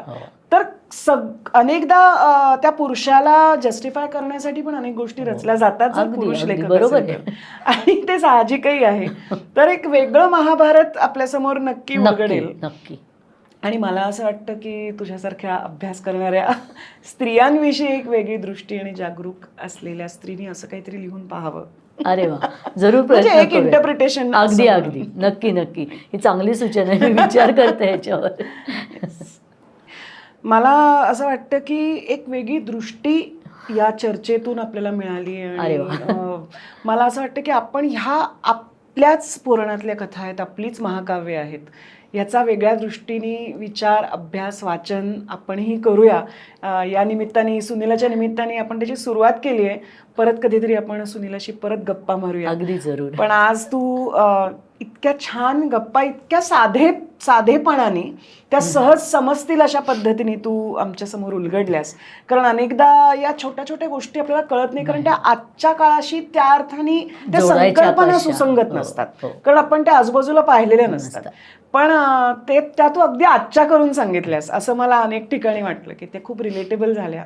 आणि खूप छान गप्पा मारल्या तुझ्याशी, खूप छान वेळ गेला. मला पण खूप मजा आली विभा. कारण काय होतं, आपण ग्रंथसारखे वाचत राहिलो की एकच दृष्टिकोन तयार होतो, पण कुठल्या तरी वेगळ्या क्षेत्रातल्या माणसांनी त्याच्याचकडे पाहिलं ना की काहीतरी वेगळंच लक्षात येतं. तसं तुझ्याशी बोलताना झालं माझं. खरंच थँक्यू व्हेरी मच. थँक्यू. आणि आरपारच्या वुमन की बातच्या सगळ्या प्रेक्षकांचे पण आभार. हा आमचा चॅनल असंच काहीतरी नवीन नवीन तुमच्यासाठी घेऊन आम्ही येत राहणार आहोत. त्यासाठी चॅनलला नक्की सबस्क्राईब करा. तुम्ही खूप आवर्जून एपिसोड्स बघता पण अनेकदा सबस्क्राईब केलं जात नाही, ते निश्चित करा, म्हणजे तुम्हाला पुढचा पॉडकास्ट कुठला येतो याचं नोटिफिकेशन मिळेल. आणि जितकी जास्त सबस्क्रिप्शन्स आपल्याला मिळतील तितकेच असे नवनवीन प्रयत्न, नवनवीन पाहुण्यांसोबत आम्ही करत राहू आणि चांगला वेगळा कॉन्टेंट तुमच्यासमोर आणत राहू. तर नक्की पहा.